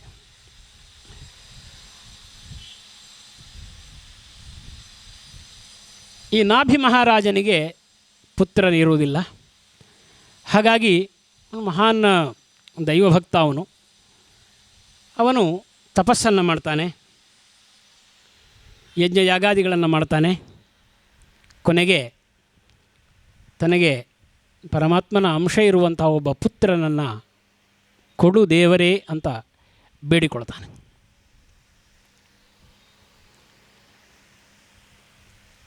ನಮಗೆ ಗೊತ್ತಿದೆ, ದೇವರ ಅವತಾರಗಳಲ್ಲಿ, ವಿಷ್ಣುವಿನ ಅವತಾರಗಳಲ್ಲಿ ದಶಾವತಾರಗಳು ಪ್ರಮುಖವಾದರೂ ಕೂಡ ನೂರಾರು ಅವತಾರಗಳು ಆಗಿ ಹೋಗಿದ್ದಾವೆ. ಯಾವುದೆಲ್ಲ ಯದ್ಯದ್ವಿಭೂತಿ ಮತ್ಸತ್ವಂ ಶ್ರೀಮದೂರ್ಜಿತಮೇವವ ಅಂತ ಭಗವದ್ಗೀತೆಯನ್ನು ಹೇಳ್ತದೆ. ಅಂತ ಯಾವುದೆಲ್ಲ ಶ್ರೀಯನ್ನು ಹೊಂದಿದೆಯೋ ಅಂತಹ ವಿಭೂತಿ ಉಳ್ಳಂತಹ, ವಿಭೂತಿ ಅಂದರೆ ಸಂಪತ್ತು ಅಂತ ಅರ್ಥ, ವಿಭೂತಿ ಇದು ಬೂದಿ, ಸಂಪತ್ತು ಅಂತ, ಸತ್ವವುಳ್ಳಂತಹ ಯಾವ ಯಾವ ಅಂಶಗಳೆಲ್ಲ ಸೃಷ್ಟಿಯಲ್ಲಿ ಬಂದಿದೆಯೋ ಅದೆಲ್ಲವೂ ಕೂಡ ಪರಮಾತ್ಮನ ಅಂಶಾವತಾರಗಳೇ ಅಂತ ಇದನ್ನು ನಾವು ಒಪ್ಪುತ್ತೇವೆ. ಅಸಾಮಾನ್ಯವಾದಂತಹ ಒಂದು ಶಕ್ತಿಶಾಲಿ, ಪ್ರತಿಭಾಶಾಲಿ, ಜ್ಞಾನಿ ಅಂತ ಇದ್ದರೆ ನಮ್ಮ ಸಂಬೋಧನೆ ಭಗವನ್ ಅಂತ ಸಂಬೋಧನೆ. ನಮ್ಮ ಎಲ್ಲ ಕಾವ್ಯಶಾಸ್ತ್ರಗಳು, ನಮ್ಮ ಪುರಾಣಗಳು ಎಲ್ಲವೂ ಕೂಡ ಅತ್ಯಂತ ಶ್ರೇಷ್ಠ ಪುರುಷರನ್ನು ಸಂಬೋಧನೆ ಮಾಡುವುದೇ ಭಗವನ್ ಅಂತ. ಭಗವನ್ ಅಂದರೆ ನಾನು ಹೇಳಿದ್ದೇನೆ, ಭಗ ಅಂದರೆ ಐಶ್ವರ್ಯ ಅಂತ. ಹಾಗಾಗಿ ನಾರದರಾಗಲಿ, ಸನಕಾದಿ ಮುನಿಗಳಾಗಲಿ, ಇವರೆಲ್ಲರೂ ಕೂಡ ಶ್ರೀಹರಿಯ ಅವತಾರ ಸ್ವರೂಪಿಗಳೇ. ವರಾಹಾವತಾರ, ನರಸಿಂಹಾವತಾರ ಇತ್ಯಾದಿ ಅವತಾರಗಳು, ದಶಾವತಾರಗಳು ನಮಗೆ ಗೊತ್ತಿರ್ತದೆ. ಹಾಗೆಯೇ ಒಂದು ಅವತಾರ ಸ್ವರೂಪ ಋಷಭದೇವ. ನಾಭಿ ಮಹಾರಾಜ ಮತ್ತು ಋಷಭ ಇದು ಜೈನ ಧರ್ಮೀಯರಿಗೂ ಹಿಂದೂಗಳಿಗೂ ಸಮಾನವಾಗಿ ಕಾಣುವ ಹೆಸರು. ಇದು ಶ್ರವಣ ಧರ್ಮ ಮುಂದಕ್ಕೆ ಇದರಿಂದ ಮುಂದುವರಿಯುತ್ತದೆ ಅಂತ. ಈ ಋಷಭದೇವ ಶ್ರೀಹರಿಯ ಅಂಶವನ್ನು ಹೊತ್ತು ಹುಟ್ಟುತ್ತಾನೆ. ಅಜನಾಭಖಂಡ ಅನ್ನುವಂತಹ ಈ ಭೂಮಿಯ ಒಂದು ಭಾಗವನ್ನು ಋಷಭದೇವ ಆಳುತ್ತಾನೆ. ಈತನಿಗೆ ಸಾಕ್ಷಾತ್ ಇಂದ್ರನೇ ಒಂದು ಮದುವೆಯನ್ನು ಮಾಡಿಸ್ತಾನೆ ಜಯಂತಿ ಅನ್ನುವವಳ ಜೊತೆಗೆ ಅಂತ ಕಥೆ ಹೇಳ್ತದೆ. ಇವನು ಒಂದು ವಿಶಿಷ್ಟನಾದಂತಹ ಒಬ್ಬ ರಾಜ. ಇಲ್ಲಿಂದ ತಪಸ್ಸಿನ, ಜ್ಞಾನದ, ಸಾಧನೆಯ ಬೇರೆ ಬೇರೆ ಹಂತಗಳು ನಮಗೆ ಅನಾವರಣವಾಗ್ತದೆ. ಇವನು ಒಂದು ವ್ರತವನ್ನು ಸ್ವೀಕಾರ ಮಾಡ್ತಾನೆ. ಸುಮಾರು ವರ್ಷ ರಾಜ್ಯಾಡಳಿತವನ್ನು ಮಾಡ್ತಾನೆ. ಅವನಿಗೊಂದು 100 ಮಂದಿ ಮಕ್ಕಳಾಗ್ತಾರೆ. ಎಲ್ಲ ಮಕ್ಕಳೆಲ್ಲ ದೊಡ್ಡವರಾದ ನಂತರ ಅವರಿಗೆ ತನ್ನ ಪಟ್ಟವನ್ನು ವಹಿಸಿ ಇವನು ಅಜಗರ ವೃತ್ತಿಯನ್ನು ಕೈಗೊಳ್ಳುತ್ತಾನೆ ಅಂತ. ಇದೊಂದು ವಿಶಿಷ್ಟವಾಗಿದೆ ಅಂತ. ಅಜಗರ ವೃತ್ತಿ ಅಂದರೆ ಹೆಬ್ಬಾವಿನ ಹಾಗೆ. ನಾವು ಯಾರಿಗಾದರೂ ಬೈಯೋದಿದೆ, ಹೆಬ್ಬಾವಿನ ಹಾಗೆ ಮಲಗಿದ್ದಾನೆ ಇವನು ಅಂತೇಳಿ. ಹೇಳೋದು ಇಲ್ಲ, 3 ಹೊತ್ತು ಬಿದ್ದುಕೊಂಡಿರ್ತಾನೆ ಅಂತೇಳಿ. ಹೆಬ್ಬಾವಿಗೆ ಏನು ಅಂತ ಕೇಳಿದರೆ ಸಿಕ್ಕಿದಾಗ ತಿನ್ನೋದು, ಸಿಕ್ಕದೇ ಇರುವಾಗ ತಿಂದಿದ್ದನ್ನು ಜೀರ್ಣಿಸಿಕೊಂಡು ಎಲ್ಲಿಯಾದರೂ ಬಿದ್ದುಕೊಂಡಿರುವಂಥದ್ದು. ಇದು ಅಜಗರ ವೃತ್ತಿ ಅಂತ. ಋಷಭದೇವ ಇದನ್ನು ಅನುಸರಿಸ್ತಾನೆ ಅಂತ. ಯಾಕೆ ಅನುಸರಿಸ್ತಾನೆ ಅಂದರೆ, ಪ್ರಾಪಂಚಿಕವಾದಂತಹ ಆಸಕ್ತಿ ನಮಗೆ ಎಲ್ಲವೂ ಶಿಸ್ತುಬದ್ಧವಾಗಿ ಆಗಬೇಕು. ನಮಗೆ ಬೆಳಗ್ಗೆ ಇಷ್ಟು ಹೊತ್ತಿಗೆ ಏಳಬೇಕು, ಇಷ್ಟು ಹೊತ್ತಿಗೆ ಕಾಫಿ ಬರಬೇಕು. ಒಂದು ಹೊತ್ತಿಗೆ ಕಾಫಿ ಬರದಿದ್ದರೆ ನಮ್ಮ ಮೂಡ್ ಕೆಟ್ಟು ಹೋಗ್ತದೆ. ಹಾಗಾಗಿ ಆ ಹೊತ್ತಿಗೆ ನಮಗೆ ಕಾಫಿ ಕುಡಿಬೇಕು, ಆ ಹೊತ್ತಿಗೆ ಆಹಾರಗಳು ಸಿಗಬೇಕು, ಈ ಹೊತ್ತಿಗೆ ನಮ್ಮ ಸ್ನಾನ ಪೂಜೆ ಪುನಸ್ಕಾರಗಳಾಗಬೇಕು, ಸಿದ್ಧರಾಗಿರಬೇಕು. ಇದು ಹೊತ್ತಿಗೆ ಎಲ್ಲ ಆಗಬೇಕು. ನಮ್ಮ ಆಸಕ್ತಿಗಳು ನಮಗೆ ಒಂದು ವ್ಯವಸ್ಥೆಯನ್ನು ಮಾಡುತ್ತದೆ. ಯಾವಾಗ ಅವ್ಯವಸ್ಥೆಯೇ ಒಂದು ವ್ಯವಸ್ಥೆ ಆಗ್ತದೋ, ಅದನ್ನೊಂದು ವ್ಯವಸ್ಥೆ ಅಂತ ಕರಿಬೇಕಾಗಿದ್ದರೆ ಅಜಗರ ವೃತ್ತಿ ಅಂಥದ್ದು ಆಯ್ಕೆ ಮಾಡಿಕೊಳ್ತಾರೆ. ಆಸಕ್ತಿ ಇಲ್ಲ, ತಿಂದು ಉಣಬೇಕಾಗಿಲ್ಲ, ದೇವಧ್ಯಾನ ಹೊಂದಿ ಅದಕ್ಕೋಸ್ಕರ ಹೊರ ಜಗತ್ತಿಗೆ ನಾವು ಸರಿ ಇದ್ದೇವೆ ಅಂತ ಕಾಣಿಸ್ಕೊಂಡ್ರೆ ಎಲ್ಲರೂ ನಮ್ಮ ಹತ್ರ ಬರ್ತಾರೆ. ಬೇಡದ ವಾರ್ತಾಲಾಪಗಳನ್ನು ನಮ್ಮಲ್ಲಿ ಮಾಡ್ತಾರೆ. ನಮಗೆ ಅಗತ್ಯವೇ ಇರೋದಿಲ್ಲ. ಯಾವ ಊರಿನ ಕಥೆಯನ್ನು ಕಟ್ಟಿಕೊಂಡು ಏನು ಮಾಡೋಣ? ಯಾವ ಊರಿನ ಸಂಸಾರದ ಕಥೆಯನ್ನು ಕೇಳಿಕೊಂಡು ನಾವೇನು ಮಾಡೋಣ? ಯಾರ್ಯಾರ ಮನೆಯಲ್ಲಿ ಏನೇನಾಗ್ತದೆ ನಮಗೆ ಏಕೆ ಬೇಕು? ನಮಗೆ ನಮ್ಮದೇ ಸಾವಿರ ಇದೆ. ಆದರೆ ಜನ ನಿಮ್ಮನ್ನು ಬಿಡೋದಿಲ್ಲ, ನಿಮ್ಮನ್ನು ಎಳಿತಾರೆ, ನಿಮ್ಮ ಶಕ್ತಿಯನ್ನು ಬಯಸ್ತಾರೆ, ನಿಮ್ಮನ್ನು ತಮ್ಮ ವ್ಯವಸ್ಥೆಯ ಒಳಗಡೆ ಸಿಲುಕಿಸಲಿಕ್ಕೆ ನೋಡಿಕೊಳ್ತಾರೆ. ನೀವು ದೂರ ಹೋದರೂ ಬನ್ನಿ ಅಂತ ಹೇಳ್ಕೊಂಡು ಬರ್ತಾರೆ. ಇದಕ್ಕೋಸ್ಕರ ಅಜಗರ ವೃತ್ತಿ, ಹುಚ್ಚನಂತೆ, ಮೂಢನಂತೆ, ಪೆದ್ದನಂತೆ, ಯಾವುದೂ ಬೇಡ ಅಂತ ಹೆಬ್ಬಾವಿನಂತೆ ಅವನು ಮಲಗಿದ್ದ. ಅಲ್ಲಿ ದೇವಧ್ಯಾನದಲ್ಲಿ ನಿರತನಾಗಿದ್ದ ಅವನು ಬಹಳ ವರ್ಷ ಈ ರೀತಿಯಲ್ಲಿ ಕಳೆದು ತನ್ನ ಸ್ವಸ್ವರೂಪವನ್ನು ಕಂಡುಕೊಂಡನಂತೆ.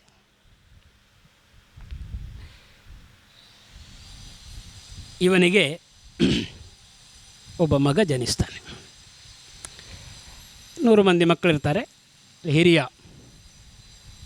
ಭರತ ಅಂತ ಅವನ ಹೆಸರು. ಈ ಭರತನು ಕೂಡ ಬೇರೆ ಬೇರೆ ಮತಗಳಲ್ಲಿ ನಮಗೆ ಕಾಣಸಿಗುವ ಹೆಸರು.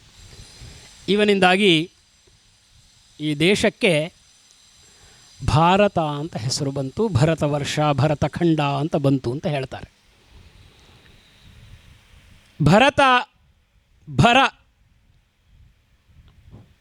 ಹೊತ್ತೊಯ್ಯುವವ. ಭಾರತ, ಭಾ ಅಂದರೆ ಬೆಳಕು, ರಥ ಅಂದರೆ ಮುಳುಗುವುದು ಅಂತ, ಭಾಸ್ಕರ ಅಂತ. ಭಾ ಅಂದರೆ ಬೆಳಕು, ಕರ ಅಂದರೆ ಉಂಟು ಮಾಡುವವ. ಹಾಗಾಗಿ ಭಾ ಅನ್ನುವ ಪದಕ್ಕೆ ಬೆಳಕು ಅಂತ ಅರ್ಥ. ಇಲ್ಲಿ ಭರತನಿಂದಾಗಿ ಭಾರತ ಅಂತಲೂ ನಾವು ಇಟ್ಕೊಳ್ಬಹುದು. ಭಾರತದಿಂದ, ಬೆಳಕಿನಿಂದ, ಅದರಲ್ಲಿ ಮುಳುಗಿದ್ರಿಂದ ಭಾರತ ಅಂತ ಇಟ್ಕೊಳ್ಬೋದು. ಅಂತೂ ಭಾರತ ವರ್ಷ ಭರತನಿಂದಾಗಿ ಉಂಟಾಯಿತು ಅಂತ ಹೇಳ್ತಾರೆ. ಈ ಭರತ ಚಕ್ರವರ್ತಿ ಬಹಳ ಪ್ರಸಿದ್ಧನಾದವ. ಇವನು ಈ ಭಾರತವನ್ನು ಆಳ್ತಾನೆ. ತನ್ನ ಸುಸ್ಥಿರವಾದಂಥ ಆಡಳಿತಕ್ಕೆ, ತನ್ನ ಧರ್ಮ ಮಾರ್ಗದ ಪ್ರವರ್ತನೆಗೆ ಅವನು ಪ್ರಖ್ಯಾತನಾದವ. ಈ ಭರತ ಚಕ್ರವರ್ತಿ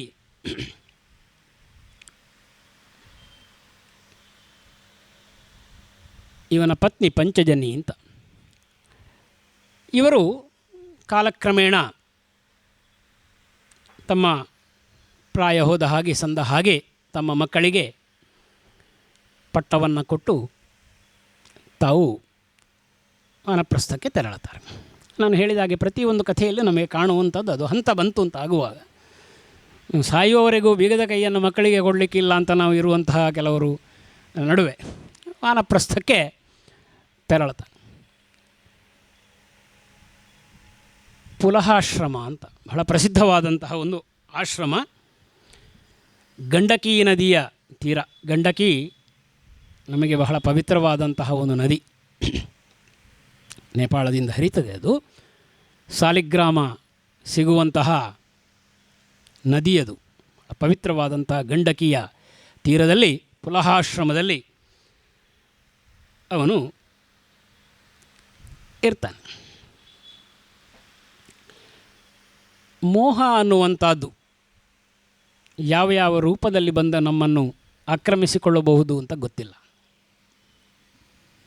ರಾಜ ತನ್ನ ಆತ್ಮವಿಕಾಸಕ್ಕೆ ಅಡ್ಡಿಯಾಗ್ತದೆ ಅಂತ ಪಟ್ಟವನ್ನು ತ್ಯಜಿಸಿದ. ತನ್ನ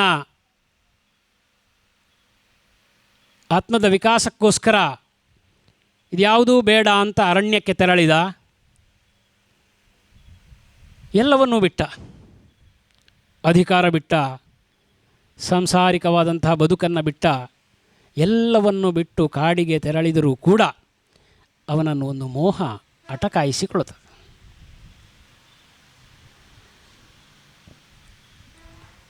ಒಂದು ಬಾರಿ ಇವನು ಪುಲಹಾಶ್ರಮದಲ್ಲಿ ಬದಿಯಲ್ಲಿ ಗಂಡಕಿ ನದಿಯ ತೀರದಲ್ಲಿ ತನ್ನ ನಿತ್ಯ ಅಹ್ನಿಕಗಳನ್ನು ಅವನು ಮಾಡುತ್ತಾ ಇರಬೇಕಾಗಿದ್ದರೆ ಒಂದು ದೃಶ್ಯವನ್ನು ನೋಡ್ತಾನೆ. ಕಾಡಿನ ಒಂದು ಬದಿಯಿಂದ ಜಿಂಕೆಯೊಂದನ್ನು, ಸಿಂಹ ಅಂತ ಹೇಳ್ತಾರೆ, ಸಿಂಹ ಅಟ್ಟಿಸಿಕೊಂಡು ಬರ್ತದೆ. ಅವನು ನೋಡ್ತಾ ಇರ್ತಾನೆ, ಒಂದು ಬದಿಯಲ್ಲಿ ನಿಂತುಕೊಂಡು ನೋಡ್ತಾ ಇರ್ತಾನೆ. ಈ ಸಿಂಹವು ಅಟ್ಟಿಸಿಕೊಂಡು ಬರುವಾಗ ಜಿಂಕೆ ಬರ್ತಾ ಬರ್ತಾ, ಜಿಂಕೆಯ ಎದುರಿಗೆ ಗಂಡಕಿ ನದಿ ಇದೆ. ಜಿಂಕೆಗೆ ಏನು ಮಾಡುವುದು ಅಂತ ಗೊತ್ತಾಗೋದಿಲ್ಲ. ಜಿಂಕೆಯು ಇದನ್ನು ನೆಗೆದು ತಾನು ದಾಟಬಹುದು, ಅಂತೂ ಸಿಂಹದ ಬಾಯಿಯಿಂದ ತಾನು ಪಾರಾಗಬೇಕು ಅಂತ ಹೇಳಿ ಗಂಡಕಿ ನದಿಯ ಮೇಲಿನಿಂದ ಹಾರ್ತದೆ. ಹಾಗೆ ಹಾರಬೇಕಾಗಿದ್ದರೆ ಆ ಜಿಂಕೆಯು ಗರ್ಭಿಣಿಯಾಗಿದ್ದಂತಹ ಜಿಂಕೆ, ಅದಕ್ಕೆ ತನ್ನ ಹೊಟ್ಟೆಯಲ್ಲಿದ್ದಂತಹ ಮರಿಯ ಭಾರದಿಂದಾಗಿ ಅದು ಯಾವ ಲೆಕ್ಕಾಚಾರವನ್ನು ಮಾಡಿ ಅಲ್ಲಿ ಲಾಗ ಹಾಕಿತೋ ಅದನ್ನು ತಡವನ್ನು ತಲುಪಲಿಕ್ಕೆ ಅದಕ್ಕೆ ಆಗೋದಿಲ್ಲ. ಅದು ನೀರಿನಲ್ಲಿ ತನ್ನ ಗರ್ಭವನ್ನು ಸ್ರಾವ ಮಾಡುತ್ತದೆ ಮತ್ತು ಹೇಗೋ ಈಜಿ ನದಿಯನ್ನು ದಾಟಿ ಆಚೆ ದಡವನ್ನು ಸೇರ್ತದೆ. ಅಲ್ಲಿ ಎಲ್ಲಿಯೋ ಒಂದು ಗುಹೆಯಲ್ಲಿ ಹೋಗಿ ಈ ಎಲ್ಲ ತನ್ನ ಶರೀರಕ್ಕಾದ ತೊಂದರೆಯಿಂದ ಸತ್ತು ಹೋಗ್ತದೆ. ಇಲ್ಲಿ ನದಿಯಲ್ಲಿ ಈ ಗರ್ಭ ಬಿದ್ದದಲ್ಲಿ ಅಲ್ಲಿ ಆ ಗರ್ಭದ ಒಳಗೆ ಒಂದು ಪುಟ್ಟ ಜಿಂಕೆ ಇರ್ತದೆ. ಅದು ಜೀವಂತ ಇರ್ತದೆ. ಮಹಾರಾಜ ಇದನ್ನು ನೋಡ್ತಾನೆ. ಭರತ ನೋಡುವಾಗ ಜಿಂಕೆಯ ಮರಿ ಜೀವಂತ ಇದೆ. ಇವನಿಗೆ ಕರುಣೆಯು ಉಕ್ಕಿ ಬರ್ತದೆ. ಏಕೋ ರಸಃ ಕರುಣಯೇವ ಅನ್ನುವ ಹಾಗೆ ಏಕೋ ಒಬ್ಬ ಹೇಳಿದ, ಮಹಾಪುರುಷ ಹೇಳಿದ, ಏಕೋ ರಸಃ ಕರುಣಯೇವ ಅಂತ, ನಿಮಿತ್ತ ಭೇದಾತ್ ಬೇರೆ ಬೇರೆ ಅಂತ ಉತ್ತರ ರಾಮಚರಿತೆಯಲ್ಲಿ ಭವಭೂತಿ ಹೇಳೋದು. ಉತ್ತರ ರಾಮಚರಿತೆ ಕೇಳಿದವರಿಗೆ ಕಣ್ಣಲ್ಲಿ ನೀರು ಬರಿಸ್ತೇನೆ ಅಂತ ಶಪಥ ಮಾಡ್ತಾನೆ. ಏಕೋ ರಸಃ ಕರುಣಯೇವ ಅಂತ. ಹಾಗೇ ಈ ಭರತ ಚಕ್ರವರ್ತಿ ಕರುಣೆಯ ಮೂರ್ತಿಯಾಗಿ ಅವನು ನದಿಯನ್ನು ಸಮೀಪಿಸ್ತಾನೆ. ಆ ಪುಟ್ಟ ಮರಿಯನ್ನು ಕೈಯಲ್ಲಿ ಎತ್ತಿಕೊಳ್ತಾನೆ. ತೆಗೆದುಕೊಂಡು ಬಂದು ತಾಯಿ ಜಿಂಕೆಯನ್ನು ಹುಡುಕ್ತಾನೆ. ಎಲ್ಲಿ ಕೂಡ ತಾಯಿ ಜಿಂಕೆ ಅವನಿಗೆ ಸಿಗೋದಿಲ್ಲ. ಕೊನೆಗೆ ಈ ಮರಿಯನ್ನು ಹೊತ್ತುಕೊಂಡು ಬಂದು ತನ್ನ ಆಶ್ರಮದಲ್ಲಿ ಇಟ್ಟುಕೊಳ್ತಾನೆ. ತಾಯಿ ಇಲ್ಲದ ಮಗು, ತಬ್ಬಲಿ. ಈ ಮಗುವಿಗೆ ಇದನ್ನು ಸಾಕಬೇಕಲ್ಲ, ಇದಕ್ಕೆ ಬೇಕಾದ್ದನ್ನು ಒದಗಿಸಬೇಕಲ್ಲ. ಹೇಗೋ ಕಷ್ಟಪಟ್ಟು ಎಲ್ಲ ಹೊಂದಾಣಿಕೆ ಮಾಡಿ ಮಗುವಿನ ಪಾಲನೆಯನ್ನು, ಪೋಷಣೆಯನ್ನು ಭರತ ಚಕ್ರವರ್ತಿ ಮಾಡ್ತಾನೆ.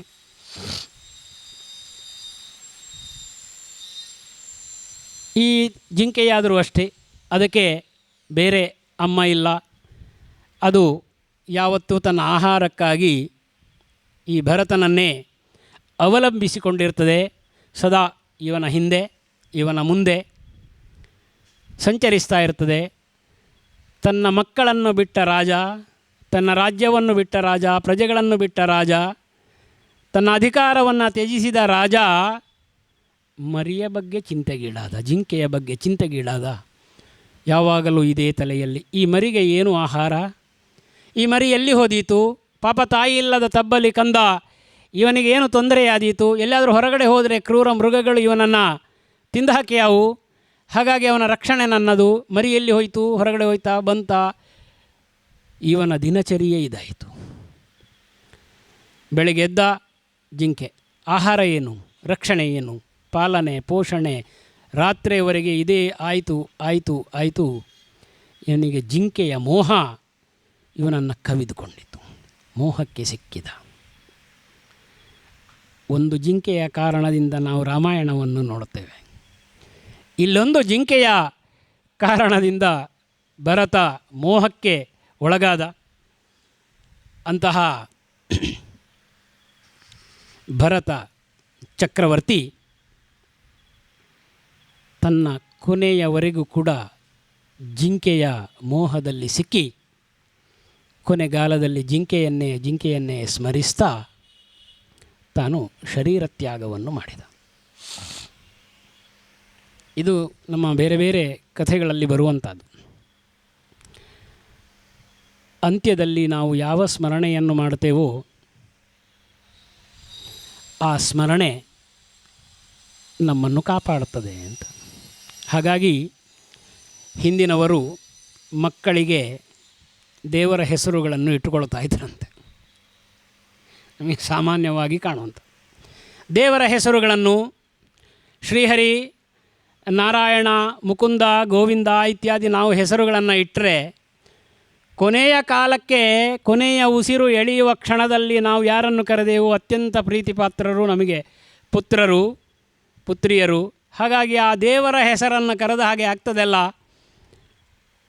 ನಾರಾಯಣ, ಮುಕುಂದ, ಗೋವಿಂದ ಅಂತ ಹೇಳಿ ಸತ್ತು ಹೋದರೆ ಮುಂದಕ್ಕೆ ಬರ್ತದೆ ಆ ಕಥೆಗಳು ಕೂಡ. ತಾನು ವಿಷ್ಣುವಿನ ಪರಮ ಪದವನ್ನು, ಅವನ ಸಾಯುಜ್ಯವನ್ನು, ಪಾದವನ್ನು ಸೇರಿ ಏನಲ್ಲ ಅಂತ ಮಕ್ಕಳಿಗೆ ಹೆಸರನ್ನು ಇಡುತ್ತಾರೆ. ಒಬ್ಬರು ಒಂದು ತಮಾಷೆಯ ಕಥೆಯನ್ನು ಹೇಳ್ತಾಯಿದ್ರು. ಒಬ್ಬ ವ್ಯಾಪಾರಿ ಇದ್ದನಂತೆ. ಅಂತಿಂಥ ವ್ಯಾಪಾರಿಯಲ್ಲ, ವ್ಯಾಪಾರವೇ ಅವನ ಜೀವನ. ಬೆಳಗ್ಗೆ 4 ಗಂಟೆಗೆ ಎದ್ದು ಅಂಗಡಿಗೆ ಹೋದರೆ ರಾತ್ರಿ 11 ಗಂಟೆಯವರೆಗೆ ಅಂಗಡಿಯಲ್ಲಿ ವ್ಯಾಪಾರ. ಬೇರೆ ಏನೂ ಇಲ್ಲ, ಅವನೇ ತಿಂದು ಉಣ್ಣುವುದು ಎಲ್ಲ ಅಲ್ಲೇ ಅಂಗಡಿಯಲ್ಲೇ. ಯಾರೋ ಒಬ್ಬರು ಅವನಿಗೆ ಬಂದು ಹೇಳಿದೆ, ಎಂಥ ಮಾರಾಯ, ಒಂದು ಸ್ವಲ್ಪವೂ ನಿನಗೆ ಧಾರ್ಮಿಕವಾದ ಇದೇ ಇಲ್ಲ, ನಿತ್ಯ ನೈಮಿತ್ತಿಕಗಳನ್ನು ನೀನು ಮಾಡೋದಿಲ್ಲ, ದೇವರ ಪೂಜೆ ಅಂತೂ ಇಲ್ಲ, ನನ್ನ ಕಥೆ ಏನು, ಏನಾದೀತು? ಅವನೇ ಕೇಳಿದ, ಸ್ವಾಮಿ ನೀವೇ ಹೇಳಬೇಕು, ಏನೋ ಸುಲಭದ ಉಪಾಯ ಹೇಳಿ, ವ್ಯಾಪಾರ ಬಿಡಲಿಕ್ಕಾಗೋದಿಲ್ಲ, ಇವರ ಎಡೆಯಲ್ಲಿ ಏನಾದರೂ ಮಾಡ್ಕೊಳ್ಳೋದಿದ್ದರೆ ಏನಾದರೂ ಹೇಳಿ. ಅವರು ಹೇಳಿದ್ರಂತೆ, ಏನಿಲ್ಲ, ಕೊನೆಯ ಕ್ಷಣದಲ್ಲಿ ನಾಮಸ್ಮರಣೆ ಮಾಡಿದರೆ ನಿನ್ನೆ ಮುಕ್ತಿ ಆಗ್ತದೆ, ಹಾಗಾಗಿ ದೇವರ ನಾಮಸ್ಮರಣೆ ಇರುವ ಹಾಗೆ ಮಾಡಬೇಕಾದ್ರೆ ಮಕ್ಕಳಿಗೆ ಒಳ್ಳೊಳ್ಳೆ ಹೆಸರಿಟ್ಟು ಬಿಡು ಅಂತ. ಇವ ಮಕ್ಕಳಿಗೆ ಹೆಸರಿಟ್ಟ, ದೇವರ ಹೆಸರುಗಳನ್ನೆಲ್ಲ ಇಟ್ಟ. 4-5 ಮಂದಿ ಮಕ್ಕಳು, ಎಲ್ಲರಿಗೂ ದೇವರ ಹೆಸರು. ಕಾಲ ಕಳೆಯಿತು, ನಿಶ್ಚಿಂತೆಯಿಂದ ಇದ್ದ. ಹೇಗಿದ್ದರೂ ಸಾಯುವ ಕಾಲಕ್ಕೆ ಮಕ್ಕಳ ಹೆಸರನ್ನು ಕರೆದೇನು, ಮುಕ್ತಿ ಆಗ್ತದೆ ನನಗೆ, ಧೈರ್ಯ ಇವನಿಗೆ ಅಂತ. ಕೊನೆಯ ಕ್ಷಣ ಬಂತು. ಆ ದಿವಸ ಇವನಿಗೆ ಅಂಗಡಿಗೆ ಹೋಗ್ಲಿಕ್ಕಾಗಲಿಲ್ಲ, ಇವನು ಮನೆಯಲ್ಲೇ ಇದ್ದಾಗುವಾಗ ಇವನಿಗೆ ತಿಳಿಯಿತು, ಬಂತು ಕೊನೆಗಾಲ, ಒಂದು ಪೂರ್ವ ಸೂಚನೆ ಸಿಕ್ಕಿತು ನನಗೆ, ಇನ್ನು ಕೊನೆಯ ಉಸಿರು ಎಳೀತಾ ಇದ್ದಾನೆ. ಕರೆದ ಅಂತೆ, ಮುಕುಂದ ಇದ್ದೇನೆ ಅಪ್ಪ, ಗೋವಿಂದ ಇದ್ದೇನೆ, ಶ್ರೀಹರಿ ಇದ್ದೇನೆ ಅಂತ ಎಲ್ಲ ಕರೆದ. ಎಲ್ಲರೂ ಇದ್ದಾರೆ. ಎಲ್ಲರೂ ಇಲ್ಲ ಇದ್ದೀರಾ? ಹೌದಪ್ಪ ಎಲ್ಲರೂ ಇದ್ದೇವೆ. ಹಾಗಾದರೆ ಅಂಗಡಿಯಲ್ಲಿ ಯಾರು ಮಕ್ಕಳೇ ಅಂತ ಬೊಬ್ಬೆ ಹೊಡಿತಾ ಸತ್ತೋದಂತೆ. ಕೊನೆಗೂ ಬಂದದ್ದು ಬೇಡದ್ದೇ ಅಂತ. ಅಂಗಡಿಯಲ್ಲಿ ಯಾರು, ಎಲ್ಲರೂ ಇಲ್ಲಿದ್ದರು. ಅಂದರೆ ಜೀವಮಾನದಲ್ಲಿ ಏನೆಲ್ಲ ನಾವು ಮಾಡ್ತೇವೆ ಅದು ಕೊನೆಗೆ ಫಲ ಇರುವಂಥದ್ದು. ದೇವರ ಹೆಸರು ಕರೆದ ತಕ್ಷಣ ಮುಕ್ತಿಯಾಗ್ತದೆ ಅಂದರೆ ಆ ದೇವರು ಹೆಸರು ಕರೀಲಿಕ್ಕೂ ಕೂಡ ನಿಮ್ಮ ಯೋಗ್ಯತೆ, ಅದು ಕಾಲವು ನಿಮ್ಮ ವ್ಯಕ್ತಿತ್ವದಲ್ಲಿ ಪಕ್ವವಾಗಿ ಆ ಕ್ಷಣಕ್ಕೆ ಒದಗಿ ಬರಬೇಕಾಗಿದ್ದರೆ ಅವನ ಅನುಗ್ರಹ, ಅಲ್ಲಿಂದ ದೇವರು ತಥಾಸ್ತು ಅಂತ ಹೇಳಿದರೆ ಮಾತ್ರ ಅದು ಅನುಗ್ರಹಿಸುವುದು. ನೀವು ಸುಮ್ಮನೆ ಪ್ಲ್ಯಾನ್ ಮಾಡಿ ದೇವರಿಗೂ ಕೂಡ ಒಂದು ಮೋಸವನ್ನು ನಾನು ಮಾಡಿಯೇನು, ನಾನು ಏನೂ ಮಾಡದೆ ಜೀವಮಾನದಲ್ಲಿ ಕೆಟ್ಟದ್ದನ್ನೇ ಮಾಡಿ ಕೊನೆ ಕ್ಷಣಕ್ಕೆ ಅವನು ನನ್ನನ್ನು ಅನುಗ್ರಹಿಸ್ತೇನೆ ಅಂತ ಹೇಳಿದರೆ ಆಗೋದಿಲ್ಲ ಅಂತ ನಾವು ಭಾವಿಸಿದರೆ, ಇವನಿಗೆ ಕೊನೆಯ ಕ್ಷಣದಲ್ಲಿ ಜಿಂಕೆಯ ಸ್ಮರಣೆ ಮಾಡ್ತಾ ಮಾಡ್ತಾ ಇವನು ತನ್ನ ಕೊನೆಯುಸಿರು ಎಳೆದ. ಮುಂದಿನ ಜನ್ಮದಲ್ಲಿ ಜಿಂಕೆಯಾಗಿಯೇ ಹುಟ್ಟಿದ ಅಂತ. ನಾವು ಆಗ ಮೊದಲೇ ಒಂದು ಮಾತು ಹೇಳಿದ್ದೆವು, ಒಂದು ರೇಖೆ, ಅದಕ್ಕೆ 2 ಬಿಂದುಗಳು ಅಂತ ನಮಗೆ ಪ್ರಾಥಮಿಕ ಶಾಲೆಯಲ್ಲಿ ಕಲಿಸಿರ್ತಾರೆ, ರೇಖಾಗಣಿತದಲ್ಲಿ ಕಲಿಸಿರ್ತಾರೆ ಅಂತ. ಇಲ್ಲೊಂದು ಬಿಂದು, ಇಲ್ಲೊಂದು ಬಿಂದು ಅಂತ, ಒಂದು ಹುಟ್ಟು ಒಂದು ಸಾವು, ಅಲ್ಲಿಗೆ ಮುಗಿದೋಯಿತು ಅಂತ. ಆದರೆ ಮತ್ತೆ ಸ್ವಲ್ಪ ಮುಂದುವರಿದ ಗಣಿತ ನಮಗೆ ಹೇಳಿಕೊಡ್ತದೆ. ಆ ರೇಖೆಯನ್ನು ಸ್ವಲ್ಪ ಉದ್ದ ಮಾಡಿ ಅದಕ್ಕೊಂದು ಬಾಣದ ಗುರುತು ಹಾಕಿದರೆ ಅದು ಮುಂದುವರಿಯುತ್ತದೆ ಅಂತ ಸೂಚಿಸ್ತದೆ ಅಂತ. ಜನ್ಮವು ಮತ್ತೆ ಮುಂದುವರಿಯುತ್ತದೆ. ಇಲ್ಲಿರುವ ಎಲ್ಲ ಕರ್ಮಗಳ ಗಂಟು ಹೊತ್ತುಕೊಂಡು ಮತ್ತೆ ಹೋಗ್ತದೆ. ಹಾಗಿರುವಾಗ ಅಲ್ಲಿ ಯಾವ ಮೋಹವು ನಿನ್ನಲ್ಲಿ ಅಡಗಿತ್ತೋ ಆ ಕೊನೆಯ ಕ್ಷಣದ ಸ್ಮರಣೆ ನಿನ್ನನ್ನು ಅದಕ್ಕೆ ಹೊತ್ತು ಹಾಕ್ತದೆ ಅಂತ, ಬಲವಾಗಿರ್ತದೆ ಅಂತ ಹೇಳಿ. ಆ ಪೂರ್ವಜನ್ಮದ ಸ್ಮರಣೆ ಮಾತ್ರ ಇರೋದಿಲ್ಲ ಅಂತ. ಬಾಲ್ಯದಲ್ಲಿ ಗರ್ಭದಲ್ಲಿರುವಾಗ ಮಗುವಿಗೆ ಇರ್ತದೆ ಅಂತ ಹೇಳ್ತಾರೆ. ಕೆಲವು ಸಲ ಹುಟ್ಟಿದ ಮಕ್ಕಳು ಪೂರ್ವಜನ್ಮದ ಕಥೆ ಹೇಳುವಂಥದ್ದು ಉದಾಹರಣೆಗಳನ್ನು ನಾವು ಕೇಳ್ತೇವೆ ಅಂತ. ಆ ಸ್ಮರಣೆ ಬರಬೇಕಾಗಿದ್ದರೆ ಜಾತಸ್ಮರ ಅಂತ ಭಾಳ ಚೆನ್ನಾಗಿರುವಂಥ ಒಂದು ಪದ ಶಾಸ್ತ್ರಗಳು ಹೇಳ್ತದೆ. ಜಾತಸ್ಮರ ಅಂತ ನಮ್ಮಲ್ಲಿ ಇರ್ತದಂತೆ. ನಾವು ಪ್ರತಿಯೊಬ್ಬರೂ ಕೂಡ ಹುಟ್ಟುವಾಗ ಒಂದು ಸ್ಮರಣೆ ಇರ್ತದೆ, ಭಗವಂತನ ಒಂದು ಸಂಪರ್ಕ ಇರ್ತದೆ. ಅದಕ್ಕೋಸ್ಕರ ಮಕ್ಕಳು ತನ್ನಷ್ಟಕ್ಕೆ ನಗೋದು, ತನ್ನಷ್ಟಕ್ಕೆ ಅಳೋದು. ಪುಟ್ಟ ಮಕ್ಕಳು ಒಂದು 3 ವರ್ಷದವರೆಗೆ ಇದು ಮುಂದುವರಿತಾ ಇರ್ತದೆ ಈ ಸಂಪರ್ಕ. ಯಾವಾಗ ಅವನಿಗೆ ಪ್ರಪಂಚವು ಅಂಟಿಕೊಳ್ತಾ ಅಂಟು ಲೇಪನ ಶುರುವಾಗ್ತದೋ ಆಗ ಅದು ಬಿಟ್ಟು ಹೋಗ್ತದೆ ಹೇಳ್ತಾರೆ. ಹಾಗಾಗಿ ಈ ಜಾತಸ್ಮರಣೆ ಇದ್ದರೆ ನಮಗೆ ಬದುಕಿನ ನಿಜವಾದ ಅರ್ಥ ಆಗಲಿಕ್ಕೆ ಶುರುವಾಗ್ತದೆ. ನಾನು ಇದಲ್ಲ, ನಾನು ಈ ಸಂಸಾರವಲ್ಲ, ಇದೆಲ್ಲವೂ ನನ್ನ ತಂದೆ ತಾಯಿ, ನನ್ನ ಬಂಧು ಬಳಗ, ಮಡದಿ ಮಿತ್ರರು ಎಲ್ಲ ಈ ಜನ್ಮದಲ್ಲಿ ಬಂದು ಕೂಡಿದವರು, ಅವರವರು ಒಂದು ಬೇರೆ ಬೇರೆಯಾದ ವ್ಯಕ್ತಿಗಳು ಅಂತ ಅರಿವಾಗುವುದಿಲ್ಲ. ಬಹೂನಿ ಮೇ ವ್ಯತೀತಾನಿ ಜನ್ಮಾನಿ ತವಚಾರ್ಜುನ. ಕೃಷ್ಣ ಹೇಳೋದು, ಅರ್ಜುನ ನಿನಗೂ ನನಗೂ ಬಹು ಜನ್ಮಗಳಾಗಿದೆ. ತಾನ್ಯಹಂ ವೇದ ಸರ್ವಾಣಿ. ನಾನು ಅರಿತಿದ್ದೇನೆ, ಎಲ್ಲವೂ ನನಗೆ ಗೊತ್ತಿದೆ, ವೇದ ತಿಳಿದದ್ದು. ತಾನ್ಯಹಂ ವೇದ ಸರ್ವಾಣಿ ನತ್ವಂ ವೇತ್ತ ಪರಂತಪ. ನಿನಗೆ ಅದು ಗೊತ್ತಿಲ್ಲ, ಅಷ್ಟೇ ವ್ಯತ್ಯಾಸ ಅಂತೇಳಿ. ಪರಮಹಂಸ ಅವನು. ಹಾಗಾಗಿ ಹಂಸರೂಪಿಗಳಾಗಲಿಕ್ಕೆ, ಅದರ ಹಂಸರೂಪದ ಜ್ಞಾನ ಬರಲಿಕ್ಕೆ, ಆತ್ಮತತ್ವ ಜ್ಞಾನ ಬರಲಿಕ್ಕೆ ಎಲ್ಲ ನಮ್ಮ ಗಂಟುಗಳು ಹೋಗಬೇಕು ಅಂತ ಇಲ್ಲಿ ಇವನಿಗೆ ಪೂರ್ವಜನ್ಮದ ಜಾತಸ್ಮರಣೆಯಿಂದಾಗಿ ಅವನಿಗೆ ಜಿಂಕೆಯ ಶರೀರ ಬಂದಿದ್ದರೂ ಕೂಡ ಅವನಿಗೆ ತಾನು ಜಿಂಕೆಯಲ್ಲ ಅಂತ ಅರಿವಿತ್ತು ಅಂತ. ಜಿಂಕೆಗಳ ಒಳಗಡೆ ಒಬ್ಬ ತಾನು ಜಿಂಕೆಯಲ್ಲ ಅಂತ ಗೊತ್ತಿದ್ದ ಒಂದು ಜಿಂಕೆ ಓಡಾಡ್ತಾ ಇತ್ತು ಅಂತ. ಆ ಜಿಂಕೆಯಲ್ಲ ಅಂತ ತಿಳಿದೇ ಅವನು ಬದುಕಿದ್ದರಿಂದ ಆ ಜಿಂಕೆಯ ಜನ್ಮದಲ್ಲಿ ಅವನಿಗೆ ಯಾವುದೇ ಕರ್ಮಗಳ ಅಂಟು ಆಗದೇ ಇರುವುದರಿಂದ ಅವನು ಹಾಗೆಯೇ ನಿರ್ಲೇಪನಾಗಿ ಒಂದು ಸ್ವಲ್ಪ ಸಮಯ ಜೀವಿಸಿ ಕೊನೆಗೆ ಆ ಗಂಡಕಿಯಲ್ಲೇ ಮುಳುಗಿ ತನ್ನ ಪ್ರಾಣವನ್ನು ಕಳೆದುಕೊಳ್ತಾನೆ. ಮುಂದಿನ ಜನ್ಮದಲ್ಲಿ ಅವನು ಮತ್ತೆ ಭರತನಾಗಿ ಹುಟ್ಟುತ್ತಾನೆ ಅನ್ನುವಲ್ಲಿಗೆ ನಾವು ಇವತ್ತಿನ ಕಥೆಯನ್ನು ಮುಕ್ತಾಯ ಮಾಡೋಣ. ನಮ್ಮ ಭಾಗವತದ 2ನೆಯ ದಿವಸ ಕರ್ದಮ ದೇವಹೂತಿ ಇವರ ಸಂವಾದದಿಂದ ಕಪಿಲ ಭಗವಂತನ ಸಾಂಖ್ಯದ ಬೋಧನೆಯಿಂದ ಆರಂಭವಾಗಿ ಭರತ ಮಹಾರಾಜನ ಜಿಂಕೆಯ ಜನ್ಮದವರೆಗೆ ಈ ದಿವಸ ನಾವು ಶ್ರೀಮದ್ಭಾಗವತವನ್ನು ಕೇಳಿದೆವು.